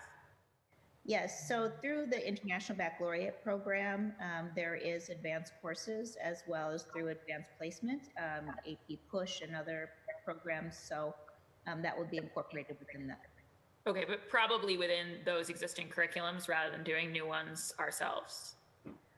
I think there's existing curriculum for International Baccalaureate, but the advanced placement teachers develop their curriculum. Yeah. Okay. And can you speak a little bit more? I want to circle back to the science education point. I've certainly been hardened on the one hand. I have the Museum of Science in my district, and I also have the Elliott, and I've seen like how great, you know, their support for some of our schools can be. But just want to understand, like, where are we in terms of elementary school students being exposed to science? And again, kind of where are we going in terms of concretely, like, what proportion of our students are getting that special? I don't have the proportion of that, and I can see my team would probably tell you how many elementary science teachers we have, and we could make an estimate, but I do know it's not enough. I would love to see elementary science taught every single day. And so I think that there are some limitations in terms of the ability to prep for those classes and to have, and teachers would need to get the professional development. So we are ramping up elementary science at this time, but they're not getting as much as I would like currently and in their schedules. And I think that we have to introduce them to that, give them new opportunities for professional development, manage the materials. You know, when you do that, we have FOSS kits that go out to our schools, and they do experiments with these FOSS kits. And so there's a lot more that's going to be coming around the elementary science focus over the next several years. I would just add that we referenced on one of our slides the BEES program, the Building Excellent Educators of Science, where 200 teachers will be participating in professional development will be supported in science instructional pedagogy and trying to create those foundational skills. So there is an investment in grades 2 through 5 in particular for next year to be able to ramp up our science instruction as well. I think also, you know, there's been some work done at the UPK level too. And so I'd be glad to give you some more information about our focused curriculum and the alignment to science and the kits that were delivered out to our K-2 students. So yeah, that'd be kindergarten through second grade students. Mm-hmm. Yeah, and so but sorry, forgive this naive question. Are all students exposed to some science? Like, I mean, I know we're not offering it as a daily thing, but they are all getting some. Yes. Yeah. Nate's looking at me, but I mean, I've walked every school building. I have not walked every science classroom or reviewed all the elementary science master schedules. So I know typically, just nationally from my previous experience, children don't get science every single day like they would at middle and high school, but they are getting introduced to the science concepts throughout the week. And in many of our elementary school, science is not just taught as a special, as like a separate class, that it's embedded within the curriculum. You know, one example that I've seen in K2 is science being taught across multiple disciplines. So students are doing lesson planning on rivers and the ecosystem of the salmon. And so they draw salmon as part of their art lesson. They learn about the body and they learn about the different materials and texture of scales. Then they're reading about the class as part of their literacy instruction. They're writing about the salmon and the life cycle as part of it. They're doing dramatic play to act out the life cycle of the salmon. I mean, you can really see it, and that's science being taught across. And so I think there are multiple ways to think about the integration of science across, the integration of writing. I think that applies to civics as well, that when we use these disciplines to really interest students and learn about writing and literacy, that we have an integrated curriculum. So there's a lot of good teaching, but again, we're talking about sort of both recognizing our pockets of excellence in the district and then raising the level of rigor and consistency across all of our schools. Yeah, no, I think that's so important. And I think it's totally true that it can be taught integratedly and by a homeroom teacher, but I still think, you know, I think both civics and science need their own time. I mean, you know, the reality is, right, besides money, that's the other currency we have with our students' days. And I think if you don't you don't prioritize blocking out the time, you don't end up educating civically and scientifically literate kids. So yeah, definitely interested in that. And I do have to make the correction that the Elliott is in Councillor Edwards' district. She texted me. But I have a large number of, as we all know, I have very few public schools in my district below the high school level. But I have many families who are pleased to be attending it. So that's my time up. The timer's about to go off. Counselor Bach, can I add just one more thing about civics? Sure. Many of our schools also have Well programs in their schools and curriculum, as well as positive behavior intervention and support, where they teach citizenship right there in the school building and build the school community and the school culture. So where they set expectations and they set participatory and community service and those types of things too. So just letting you know that's not exactly the teaching of civics, but it is the actual practice of it embedded within the school culture. Mm-hmm. Yeah, no, that's great to know. No, and I think a lot of teaching civics is actually partly about empowering students and teaching them to think of themselves as active agents in their communities. So, all right, we're going to go back up to the top. I believe that'll mean going back to my vice chair, Councillor Asabi George, and then Councillor Campbell. I'll just note for colleagues that if you don't have any second round questions, please just send me a note so that I know not to call on you. Now, Councillor Asabi George. Thank you, Madam Chair, and thank you for that extended conversation around science. I do think that the science curriculum is really important, especially as we think about adding and really making sure that more of our students have access to AP courses in science at the high school level. The more that we can do in those early grades to build not just a good foundation of science education, but a love for science education, our kids will just be more successful in the AP piece.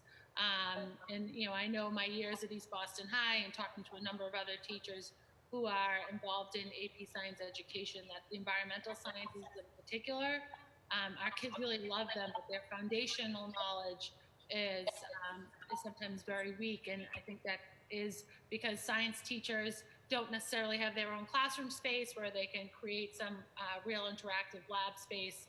They're often sharing classrooms or they're part of a traveling classroom. And that doesn't really bode well, I think, for a deeper science curriculum and opportunity for instruction. So thank you for that, and thank you to the district's dedication to improving science education across the board. My questions this round, and Councillor Flaherty touched on them a little bit in his round of questions, was vocational and technical ed in the city, and in particular at Madison Park. We have we'll have a change in school leadership for the new school year, so just really curious if the superintendent, I know, talked about it a little bit earlier, in her discussions, if we can just talk about some of the plans for Madison. You know, how do we avoid feeling like we're starting from scratch at that school? How are we, you know, working to double down on improving staff and student morale and really encouraging that school and its student body, in particular the school community, to be all it can be, because there's such real pockets of incredible opportunity happening at Madison. I've used the students in their in the graphic design office, for example, to do some of the work around our Needle Take Back Day last year. I've visited the school a number of times and met with the students and the teachers and the parents and the community at large. And there's just so much love and passion for successful programming at Madison.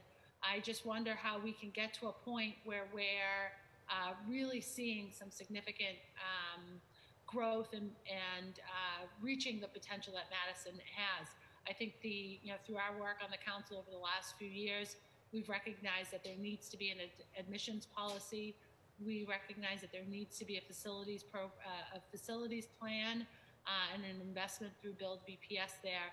So just curious if you could extend a little bit more your comments about Madison and what we can expect to see, especially through high school redesign and in those other areas. I know I've gone on a little bit here, but just excited about the opportunities that Madison presents for the district and for the kids that attend or would attend that school in particular. Thank you. Thank you, Madam Chair. Well, I'm really excited about Madison Park and helping to shape and work with the new headmaster and the entire community there, teachers, staff, and larger, broader community stakeholders to really develop a vision for Madison Park over the next year that we can implement in the 21-22 school year when we go 7 through 12. That will involve really looking at what the successes are already. As we know, it does have increasing enrollment, which is a positive sign to the school. We also have it as part of our transformation school, so teachers will be getting professional development around pre-AP strategies and around rigorous opportunities. We're going to be looking at their career pathways and their career programming and their alignment to business. As you know, the business partnership also did a study this past May on current trends within Boston and the larger region of Massachusetts. And so we'll be digging deeper into that. And then I think, quite honestly, Madison Park needs a PR firm. I think we need to really start telling the story of the great work that is actually happening there. Certainly it's happening in pockets, and we want it to happen more generally across the whole entire school and the campus and the educational complex there on Malcolm X Boulevard in Roxbury. But I think we need to get better at telling the story, and that's part of the plan as well as we move forward. Is not only will we start developing the vision, but we're going to also start celebrating the successes of Madison and start building a winning spirit there. And I want to start seeing signs on job sites, both construction in our lab buildings across the city that say Madison Park grad works here. Because I think that we just need to send a message to the public and to our kids that we're giving them something to be proud of at Madison. And we have to get to that point where we're giving them something, because there are some programs there that are really strong and really successful and do great things for our kids, help them be successful. And then there are pockets of weakness that we just need to improve and strengthen across the board. I see the gavel. I thank you for that, and I thank you for your interest in what's happening at Madison. Thank you so much, Councillor Asabi-George. Next up is Councillor Campbell, and then it'll be Councillor Breeden. Councillor Campbell? Thank you, Aiden here. So just following up on the excellence for all questions, and I get that the budget line item was shifted to another department, but does this budget specifically expand excellence for all and then continue the phasing out of advanced work class? It sort of continues on Councillor Royal's question. EFA is proven to be really beneficial.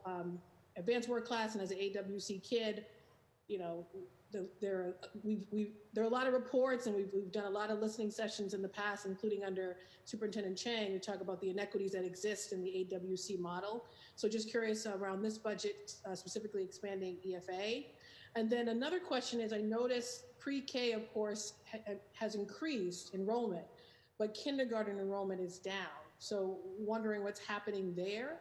And then my last question, which I think we'll probably run out of time this round, is when it comes to, and this is sort of more big picture, academics and curriculum, what pieces or what role does central office own? And then what does individual schools own? So who's in charge of what? Thank you. So on the topic of EFA and AWC, and I'm working on my brevity here. So there isn't an expansion of EFA in this next budget. There's not an increase of schools that are doing EFA, and there's not an explicit strategy to replace AWC with EFA in FY21 budget. However, there is an AWC program at the Lee School that is phasing out, and at the Bradley School to make their K-6 program work, which will then have knock-on effects on the Umana AWC program. This is about better aligning the schools to demand. We have seen a decrease in demand for many AWC programs as families are starting to choose to stay in their school. As you know, for many years, in order to enroll in an AWC program, you had to leave your elementary school and change to a new elementary school. And so what we're seeing is families really do prefer to maintain enrollment in a single school K-6. The second question that you had asked, I should have written it down. Can I just add that we did add the STEAM specialists, though, and the way that we're approaching EFA is a bit different because we've embedded it within the academic department, because we added all the additional positions. And so it's very similar to expanding, but not explicitly picking schools. The second thing you asked about was K2 enrollment. We have seen a decrease in K2 enrollment. We think that this is mostly related to broader demographic declines in the city, in the state, and really in the region. Families are having less children later in life. We continue to monitor K2 and first grade enrollment. As you know, it used to be that we'd see about a 10% uptick between K2 and first grade, because first grade is the first year that you have to enroll your child in school. It's compulsory, it's required for sixth grade. We also saw a big jump between K1 and K2, both because K2 became the universal guarantee that we guaranteed everyone access, and also because we haven't had as much access in K1. We're starting to see that gap is decreasing, and that really, when we enroll students, we want to enroll them in K1 as a way to get them into the system early. That families are starting to make their choice in K1 about where they want to enroll longer terms. So we're continuing to partner with the Boston Planning and Development Agency to really understand broader demographic trends, what effect, if any, larger trends in housing costs and neighborhood composition really are affecting our enrollment. But at this point, it would be purely speculative. So I want to just stop there. And Superintendent, I didn't know if there's anything you wanted to add on that. I just think we probably need a deeper study on our assignment system too, and our choice system. I think that families who don't get their first or second choice make other choices. And just honestly, this is what I heard in my strategic plan as we went around, is that families want to be close to home. They want to have high quality schools in their neighborhoods. And part of the work that we're doing with our 33 transformation schools, I think will help those numbers, hopefully, as people have more confidence in their neighborhood schools as well to select.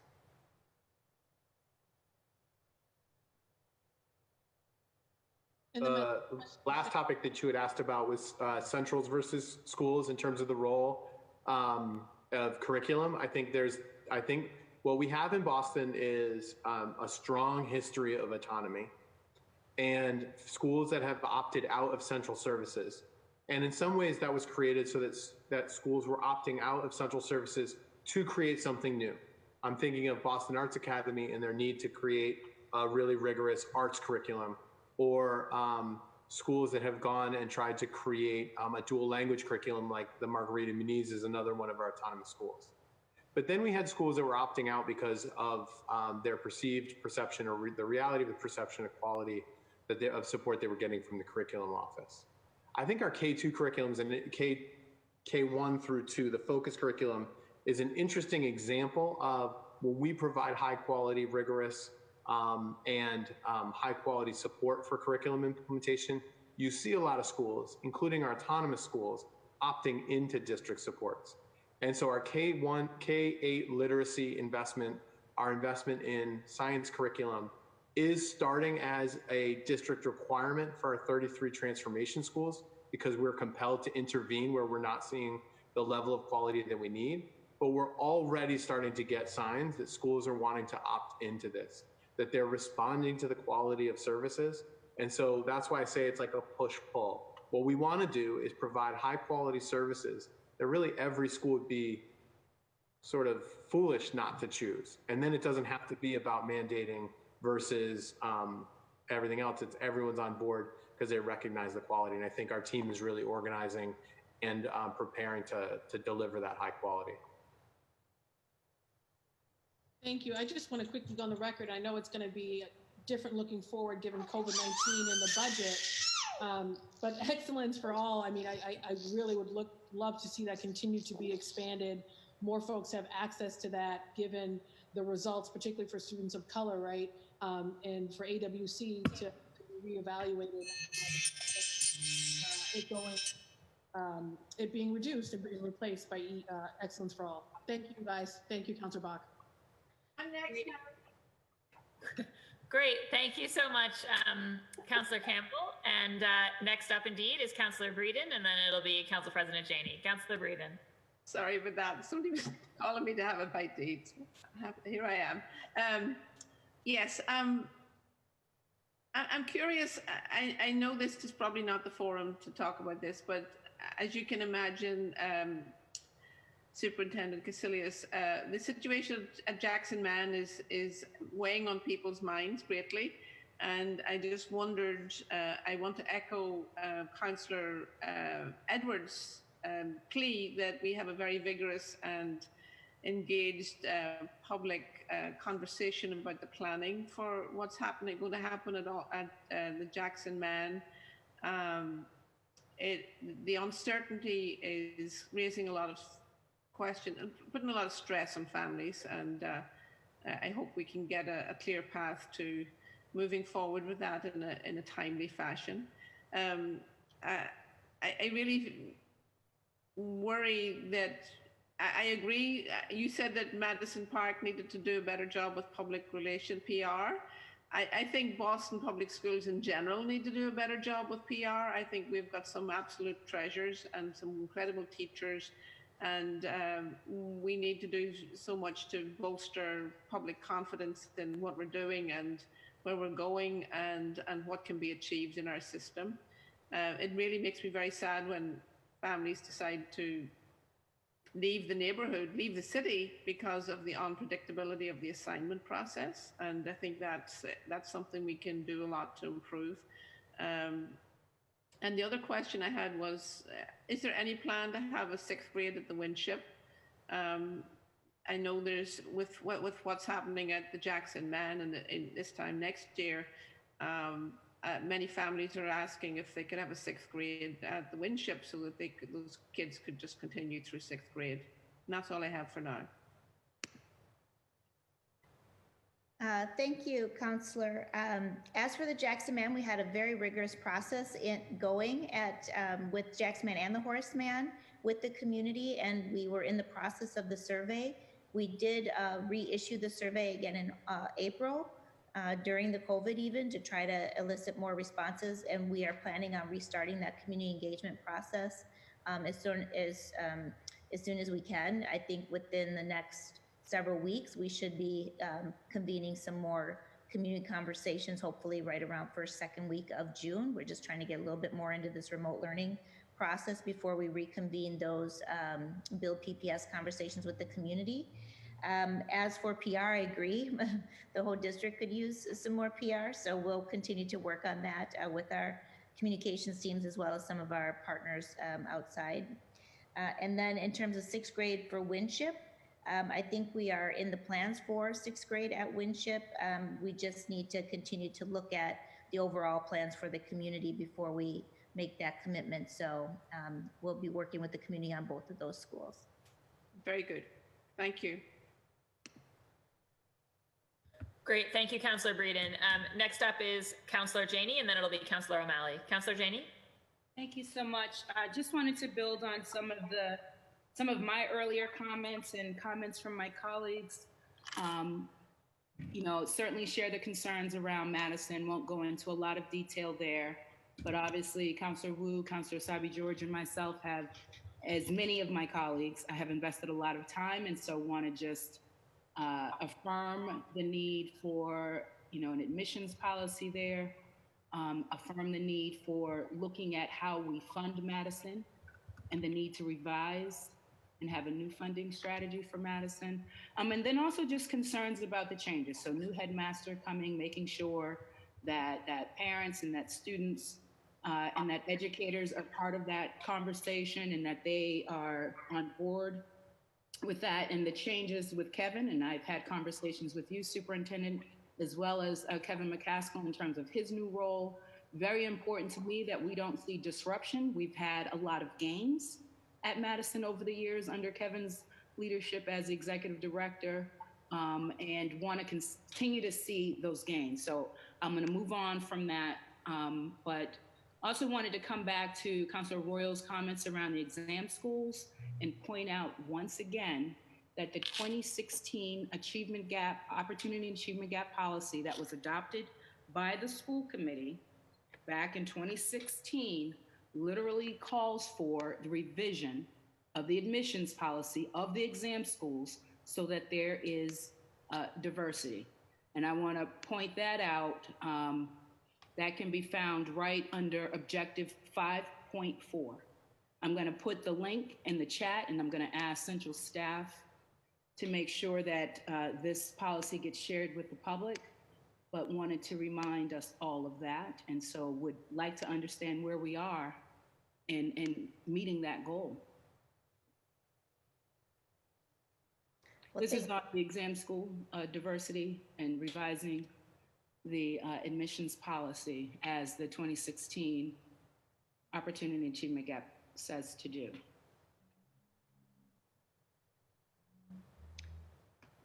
Are we moving toward that goal? Like, is there plans in place? So thank you for your comments on Madison Park.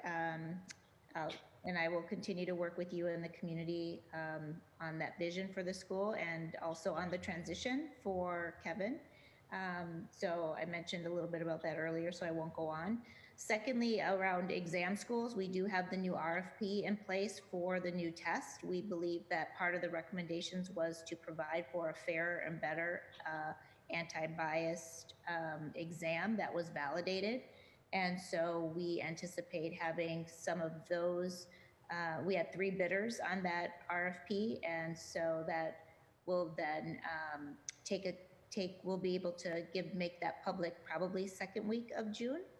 And then now actually we are in remote learning, and because we're in remote learning, we don't have the same grading procedures that we had for GPA, so we will have to take that under advisement and begin to look at our admissions policy and come up with some solutions for how we can fairly assess our students' GPAs and their grading practices. So that work will need to be undergone with the community. I think those are important steps, Superintendent. Thank you. I would also just like to reference this policy once again under Objective 4.2 that calls for decolonized curriculum. And I saw in the slide deck that there was a slide deck about new electives coming. And I just want to make the important point that we're not really talking about electives. We're talking about core curriculum. And so it's important, if we are serious about having the CLSP, did I get all of the acronyms right?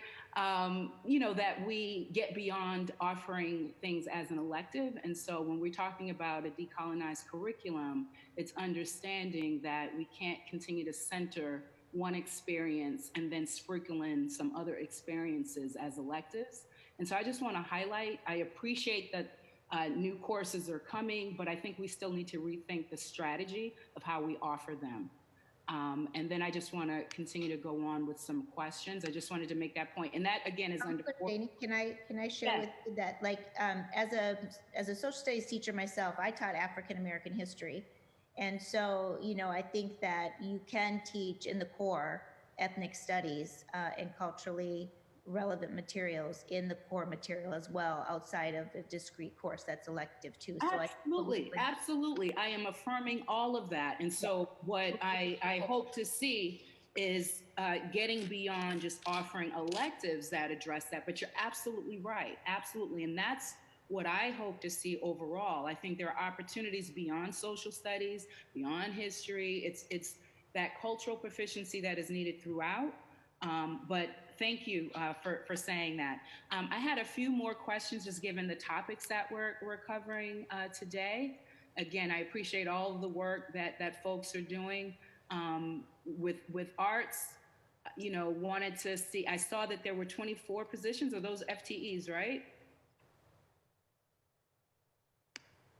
On the art?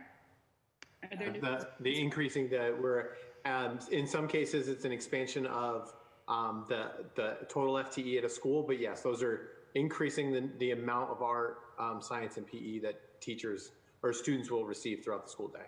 Excellent. So then on the Mass Core, I would be interested in where we are on that, and how many schools, I guess, are in compliance, or how many students are actually getting access to the curriculum. I know that there was a study some years ago that pointed out that when it came to Black and Latino boys specifically, and this was the CCE study for those who were around for that, people recall, I don't know, it was 2014. Anyway, at that time, just looking at boys, it was for white, it was 41%, Asian was 45%, for Black it was 19%, and for Latino it was 16%. And that was completion rates for the Mass Core curriculum. And so I'd be interested where we are now, and not just looking at the boys, but the girls, and how we are just moving toward getting more access to this, if we think this is important.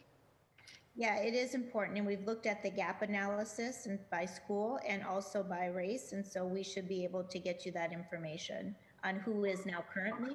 And a lot of that is that they're missing really the art or the PE.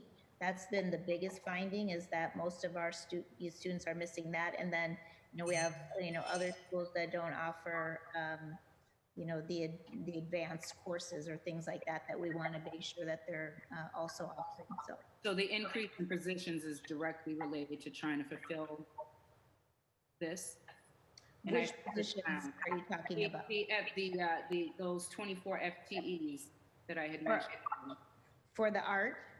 Yeah. Those are at our transformation schools. Thank you, Madam Chair. I know I'm over time, but thank you. That's going to be it for me. I won't need a third round. Okay, great. Thank you so much, Council President Janey. Now, next will be Councilor Mejia, and then it'll come to, oh, no, I'm so sorry. It's Councilor Edwards, and then Councilor Mejia. I jumped. My apologies. Councilor Edwards, and then Councilor Mejia. Thanks. Thank you. I just wanted to, I had a question specifically, and I didn't know if it was marked, about the difference in budget due to COVID that you're going to be asking for. I don't know if you have that number, but I am curious about what the difference is going to be. I'm also, I understand right now we are allowing construction on schools to happen. We're allowing it on schools, public ways, things like that. And I'm curious if any of the construction plans have had to adjust for our schools in terms of, I don't know if there's more screens going up. Are you changing how, or if there's going to be the metal detectors, how people are going to be examined coming in and out of the building? Are you providing for sanitation centers or, pumps throughout the buildings? Are you planning for screens? So just curious, and that's just because the schools are, not just places of education, they're truly civic places. I mean, we have people meet there all the time. After school, you're going to still allow for the public to meet in them. So I'm really curious about your COVID response and the numbers behind it. Yeah, so there's reopening. We're just starting to look at all of those. Tammy Poost, who I mentioned earlier, is coordinating with the city on what our response is going to be and what are the precautions that we need to take, and then how much PPE will we have to order, hand sanitizing, separation, facility use, all of that is being considered, as well as transportation, other operations, food nutrition services, and how is that going to look different? How do master schedules need to look different for our students? I mean, there are, as you can imagine, it is highly complicated. It was hard to close, but it's going to be even harder to reopen. Right. A big part of that is also being very transparent with those reopening plans and building the confidence of our parents that they'll send their children and that teachers will want to come to work. Right. And so I guess as you're when you respond back with the numbers for how much you're going to need, I would like to know if you intend to take those funds from another part of BPS's budget, or is there going to be direct for additional funds from the city council or from the city in general? Because I can't imagine you were fully funded, right? You presented a budget based on your current needs, then COVID happened. I can imagine you need additional things and additional infrastructure. Okay, that is fine. But my concern is that it would take then from something else in the BPS budget versus, are you going to partner with some private actors? Is the resiliency fund going to help? Something else that doesn't warrant us robbing, Peter to pay Paul. I really hope that we are seeing it as creating a new infrastructure and we just need more money for this particular infrastructure. Yeah, so I'm going to let Mr. Cooter speak to that because he can speak to the stimulus funding that we're anticipating as well as how we have been conducting. Yeah, I would just say, I think it's not any one of those, it's a combination of all of them. So one of the things that we did when we evaluated over the last few months, what the spending plans were for FY20 and what that tells us about our needs in FY20 to be able to create flexibility going into next year. In particular for the summer, we knew the summer was going to be a time when we needed to expand remote learning. That's a big cost for us to be able to expand remote learning for students. And so we're looking to make investments in that way. The final details are still being worked out. But one of the ways that we paid for that is by shutting down spending on materials that we knew we wouldn't need this year. Of course, there are certain programs. The transportation budget, was that also a cut? The transportation? The transportation, there were savings within transportation having to do mostly with some of the maintenance costs of buses and fuel costs. Of course, we've maintained all of our employees, so that's a big cost. And our food service program is another place where we're seeing really high costs because we're not serving as many meals, but we're still maintaining all of our employees, which we should do, and we're continuing to do. It's just a significant cost for us. We're also evaluating the CARES Act. I said this earlier, but I'm going to say it every time the CARES Act comes up. We are closely monitoring what the state is planning to do with Chapter 70 funding, and we are still at risk the state may offset CARES Act funding with a cut to Chapter 70. And if that happens, then we will need to, instead of adding things, think of ways to continue to maybe make some trade-offs. And that will be the biggest sort of trade-off that we'd have to make. We have, our plans for FY21 are to continue to hold all schools whole to the investments and staff that they've made. We recognize that even if they're working remotely for all or part of the fall, that instructional facilitators will be now more important than ever. Social workers will be now more important than ever. Those are all resources we need to have ready and available. So we've continued, there's no hiring freezes that we've put in place. So when people raise concerns around robbing Peter to pay Paul, we do not have plans to cut school budgets to pay for other services. What we will be looking at is redeploying central services to best adapt to our strategy going into the fall. So just to summarize, because I see the gavel, and I do appreciate the answer. For follow-up, could you get to the chairwoman or to myself or both of us, the expected estimated dollar amount in terms of increase that you think we'll need? I understand Chapter 70 and the things are still at play, but assume everything still comes in. I assume you still need more money. I assume you do to retrofit these schools to do certain things. You're going to need additional funds. So what is that amount? And then the second part is if we aren't funded the way we need to be funded, what would be your breakdown of where you are going to start to reduce funds in BPS? I really do appreciate, and I want to say thank you, Nate, for saying we need the social workers, we need the teachers. What I hear from you is that is not even on the thought of the chopping block, but there will be a block if we don't get this money. So I hate to ask you to do a parade of horribles, but I really want to see what's the worst case scenario. I do. So thank you very much, Chairwoman, Madam Chair. And I can follow up with you, Nate, and Superintendent Casillas, but I really do, it's very important for me to get that information. Thank you. Great. Thank you so much, Councillor Edwards. And we will follow up on that.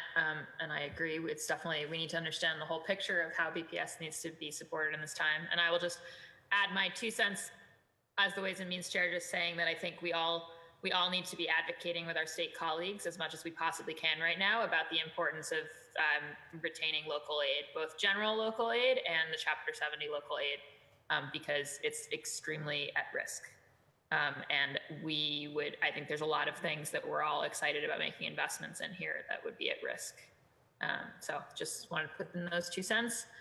Next up is Councillor Mejia, and then it'll be Councillor O'Malley. Councillor Mejia. You're muted still.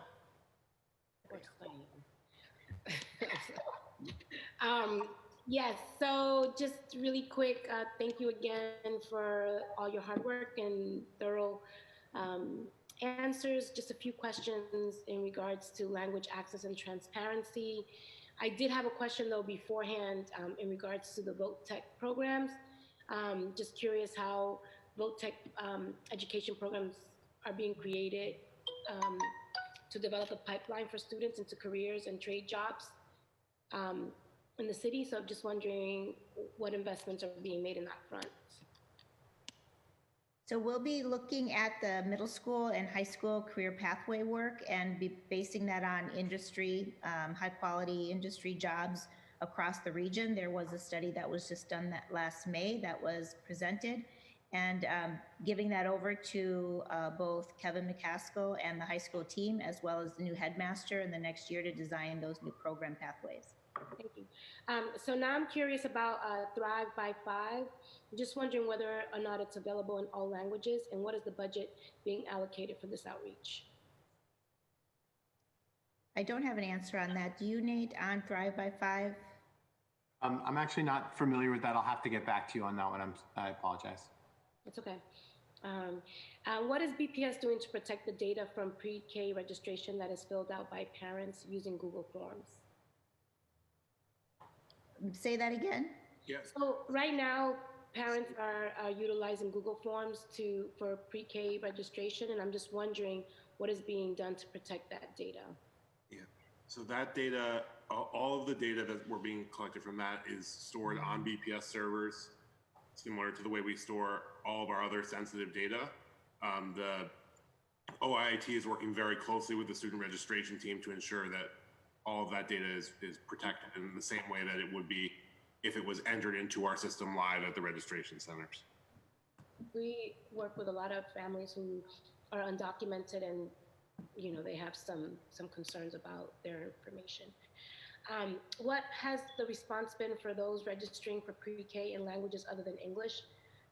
Could this allow us to track language communities we need to do more outreach to? I'm just curious in terms of what tracking mechanisms, if any, exist for folks who are registering in different languages.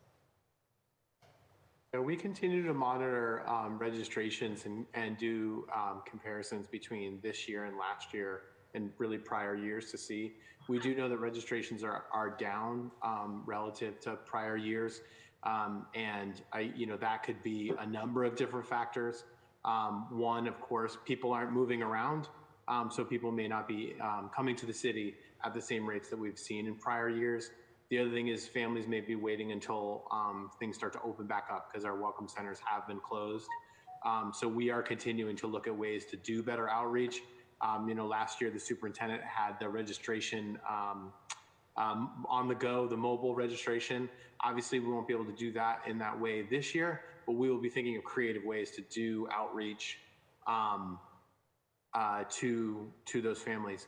I also just want to note that that we have gotten some national recognition for our ability to work with and identify language needs of our students, our English language learners, and that other cities have started to reach out to us to be able to adopt our process. We've been working to create new ways of doing language assessment virtually, and to do that, and our team has had to, it was one of the processes that was very much an in-person process for assessing language, and so try and create that online protocols to be able to get assessments accurate for families to make sure they have access to the right programs in the fall has been something that has been really interesting to watch, and our team has done really incredible work on that. Great, thank you for that. And I'm just curious about libraries, and how are we using our libraries to reach out to students that speak a language other than English? What resources are available for conducting research in non-English languages? And what is the status of our library's plans to create family workshops, including parent university and other literacy outreach programs? And how is this plan for these workshops impacted by the pandemic? Well, we've done a lot of good work with our libraries on Kindergarten Roundup, and also with partnering with our community libraries and our schools, and teachers have been using them. I said earlier, have a meeting with David Leonard at BPL to be able to look at how do we broaden our partnerships with libraries. This is a good point, and I'll put this on my list to look at how can we meet ELs needs much better with new collaborations and if you have new ideas, and I would love if you would send those to me, Counselor, and I could then bring those up to David and we could discuss them. Yeah, thank you for that. And my last question, because I know I still have a 2-minute warning because I see the gavel. We're gonna have to find another way this triggers. I'm not gonna even look at you anymore, Kenzie. So I'm just really and going back and echoing Counselor Janey's sentiments around the exam schools. I feel like for me, I didn't go to one. I do appreciate the academics, but I'm more curious in terms of these pathways, these, we're creating pathways, feeder schools, if you will. I'm just wondering what efforts are being made to strengthen the feeding pattern, that not all roads need to feed into an exam school. I guess what I'm trying to get at is that I just feel like we put a lot of energy into exam schools, and not everyone wants to go to one, and not every child is going to get into one. So I'm just curious about what language are we going to be using moving forward. So I think that's part of the high school redesign work that we are going to be doing in the future, and just how we are going to be looking at all high schools across the district. And so look for more information about that in the upcoming hearing. So it's in terms of marketing that we're going to marketing, but I'm also just curious about increasing the quality of other schools, other high schools in particular. And that's what's in this acceleration agenda that you see present earlier today around creating the core 4 and rigor, adding of additional counselors, adding additional athletics and co-curricular activities as well, performing arts and visual arts opportunities for students in all of these comprehensive high schools, and then expanding down 7-12 to the pathway so that it's very clear to parents and they know what their students are going to get, and you have a high level of quality in all the neighborhoods. Thank you, Dr. Casillas. I also just wanted to mention really quick, I got a reminder that we have a award-winning multilingual library on our online. If you haven't seen it, I encourage you to go on our online learning resources page, and you can see our multilingual library there. Thank you so much. Great, thank you, Councillor Mejia. Next up is Councillor O'Malley, and then it'll be myself. Councillor O'Malley. Thank you, Madam Chair, and hello again. I had to step off, so I apologize and appreciate you taking me back. But I just wanted to acknowledge for this round of questions, I know several had mentioned the exam schools and the RFP that's gone out to look at other test vendors, which I know the superintendent's been working on. I just wanted to sort of underscore that oftentimes we're given this false choice that we can either have a meritocracy based on a test and grades, or we can have a type of school that's open to more people and truly reflective of the vibrancy and the diversity of the city. I reject the notion that it's either or. I think we can have both, and indeed a true meritocracy is based on access to all, or access by all, or access of all. So I just wanted to acknowledge that we've taken some steps, and obviously we'll need to continue to take some steps, but something as seemingly simple as offering the test in every Boston public school, as we did for the first time this fall, was a tremendous step. Looking at having the rubric, the grade rubric, lined up with both private and public schools is another one. Increasing the exam school initiative, which I know this administration and the superintendent and all of us have advocated for. These are just ways that we can begin. But so I guess I'm just saying that I certainly agree that we need to do what we can, do everything we can to make sure that we have all of our schools reflect the vibrancy and diversity of our city. But I don't think that means that we should be limiting the notion of a meritocracy. So there's work that we've been doing, there's work that we will continue to do, but it's important that we don't lose sight of the facts that both of those goals are attainable and are achievable, and quite frankly, both of those schools really are strengthened by one another. The more we can do to have a better accessibility to these schools means the better we can do to have a true meritocracy and continue to have our exam schools continue to flourish. So I'm looking forward, Superintendent. I know you feel strongly about this, as I do, as we all do, everyone on this call and those who aren't on this call. So I look forward to continuing to work to that end. I had asked this before, and it's reflective of that statement. Superintendent, the exam school initiative has been something that we've grown probably 3- and 4-fold over the last couple of years by the number of students who are now participating in it. It's obviously offered in the summer. It's unlikely it will be offered this summer in the buildings, but do you know of any efforts to try to allow for some online preparation, as well as in that the opportunity to give more kids the availability of participating in the ESI? Thank you. Yeah, Counselor, thank you for your question. And we are actually beginning to look at remote options for ESI. And I think that will allow us to expand the opportunity. Of course, part of that is knowing what the test is actually going to be, so that then we can prepare the students better. Obviously, it is going to be aligned to the Massachusetts standards, but we want to make sure we get that information out to parents and also out to our community members, so that we can partner with tutoring folks who have been doing that work for many, many years, as well as our opportunities to do that ourselves with our own teachers. And actually, we have ask out for students right now to help us with some of student-based tutoring. I do want to just talk a bit of just a moment about meritocracy and the impact on equity, because it does assume an equal playing field to have equal meritocracy. So I think one of my jobs as superintendent is to remove the barriers so that there is an equal playing field for our students.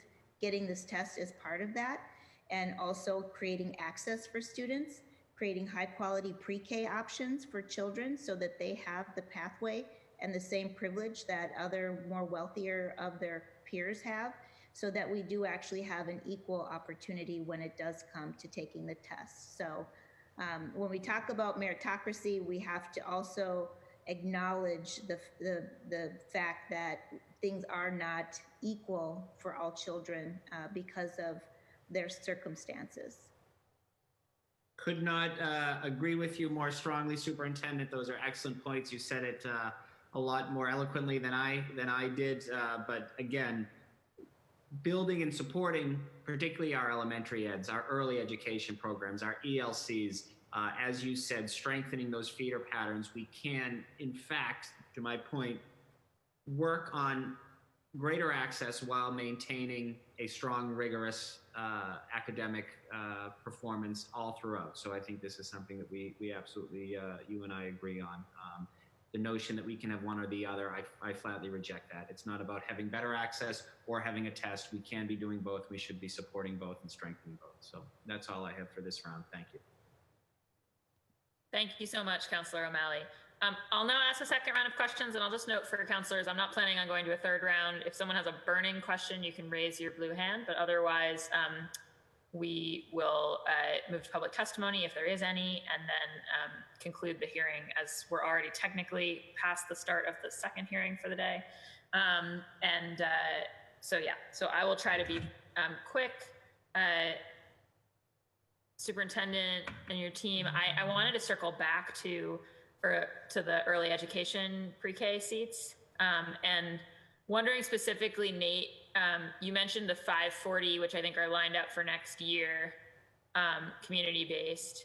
Are those, I know that this is not just a question of locating seats, it's also about making sure that the seats in the community-based programs are up to our standards academically, and that there is support grants to help make that happen. So are these 540 prospective seats where we're going to be working with the providers in order to bring them up to standard, or are they 540 seats that we think are already at the standard of an inside BPS program? Or can you just speak to that a little? Yeah, the process for selecting community-based partners for the universal pre-K, we put it out for an RFP process where organizations submit a bid to be a part of the process. As part of that, we ask them what their current programming is. The team rates or sort of reviews each of the applicants on a standard rubric for program quality. There's, obviously the easy things like space concerns, but then we start to look into what are their capacities. We are also then providing support, curricular support. We're providing funding so that they can begin. One of the gaps that we see in a lot of community-based programs is the way that they pay their employees and their ability to recruit high-quality staff. So we're also providing additional supports for and requiring levels of compensation for those in those programs. So that's a big part of it. So in the first round of expansion a couple years ago, those were mostly programs that we think were quality, with some that we were working on improving quality. But many of them now, they do have to pass the standard of high quality, and we're providing support to ensure that they continue to improve the quality. It is not just about having seats. It is about high quality access to K-1 programs, the same high quality that you would have at a BPS school. Right, and so I'm just trying to understand the proportionality of how many of them we think are at that end state versus how many of them are we still coaching along to that end state? Yeah, I think it's a both and. I think we think that they're high quality coming in, the programs are high quality coming in, and we're continuing to increase. In the same way that high quality is never an end state for us, it's a continuous improvement.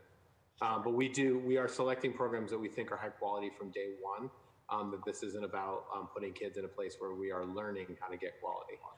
And the UPK, Jason Sachs and his team have multiple years of experience in terms of working with community-based partners, but then also really improving quality internally. So they bring a lot of technical assistance as well to programs who are implementing, if they are implementing new programs or new curriculum that they hadn't, this may be their first year, but there's a lot of support for that. There's also quality support grants for a separate distinction for other programs where we are providing additional grants so that programs can ramp up their quality. And we're looking at, but for all of these programs, for instance, there's the bar that all the teachers have to have BAs and all the 540 seats that we're putting in place. So that's, it's both and that we're improving and expecting them to come in at a certain level. Yeah, no, but it does seem like it's a multi-step process based on my understanding of it. And I guess another question I have on that, and I'm saving my main build BPS questions for the afternoon, but just, I think in my district, community-based seats is an opportunity because we have so few built BPS buildings, elementary school buildings in my district, and we lose so many families right at that age juncture where maybe if we had a community-based seat for them, they would stay, and we could put them in, and we can add community-based seats much more easily than we can instantly add a school building. But one of the things I've found is that there's just a challenge with going far enough upstream with the RFP. Like, you really need a provider who's ready, who's able to add seats or convert their seats to BPS. And so one of the things I'm curious about as the district does that look with BPDA at demographics and where do we need seats in our schools is also the question of, are there places that we should be trying to proactively bring about a little bit more of a like space and provider marriage to help fill some of those community-based seats, as opposed to just throwing out an RFP and seeing who's a taker. So I'd love just if you have any thoughts on that. Yes, absolutely. I think it's both and. We are making investments to ramp up new programs and to provide access where access doesn't exist. The team is looking at, we're doing broader demographic analysis for the district to make sure there's a good match between programs, schools, and seats throughout the city. The early childhood team in particular is working both with our team, the planning analysis team, but also with community-based partners to understand what are the demands in the community for these programs so that we can be proactive and place the program. So we're not just expanding programs because they're ready and available. There has to be a need in the neighborhood. And we've identified places in the city that are higher needs than others. And I know, I think it's challenging. In any given neighborhood, there's different narratives. And, so I live in Roslindale and I hear families who are talking about not getting their first choice. But yet in Roslindale, over 75% of families get a K-1 seat. And so it's interesting where you just disproportionately hear from those who don't get what they want or don't get offered anything. And you're not hearing from the high percentage of families. And of course, downtown is a sort of different sort of challenge to think about, different demographic sort of thing to think about, but Yeah, I mean, we can talk more about it in Bill BPS. yeah, we can have a conversation. I mean, many of my families don't get a school that's less than a mile and a half from them when they go to like even rank their choices. And we have a huge number of families in the Fenway who are, many of whom are actually learning for the first time that they don't have an elementary school. It's interesting, the neighborhoods where it's a long known fact versus the neighborhoods where people are sort of astonished. But anyways, that's a conversation I think for this afternoon. And I think that's my time as well. So I just want to thank you all again. Let me just see, I don't see any blue hands from colleagues. And I don't believe that, yeah, we have no one signed up to testify. So, I mean, would the BPS team like a half-hour break between these hearings? What's your preference, Madam Superintendent? Yes, okay, great. So then we'll gavel back in. We'll start the second hearing late, so we'll start it at 1:45, give everybody a break. And again, just want to thank my colleagues, thank my Vice Chair, Councillor Sabi George, for pinch hitting at the start of this, and all of you for your informative presentation on academics. With that, this meeting of the Boston City Council's Ways and Means Committee is adjourned. Thank you.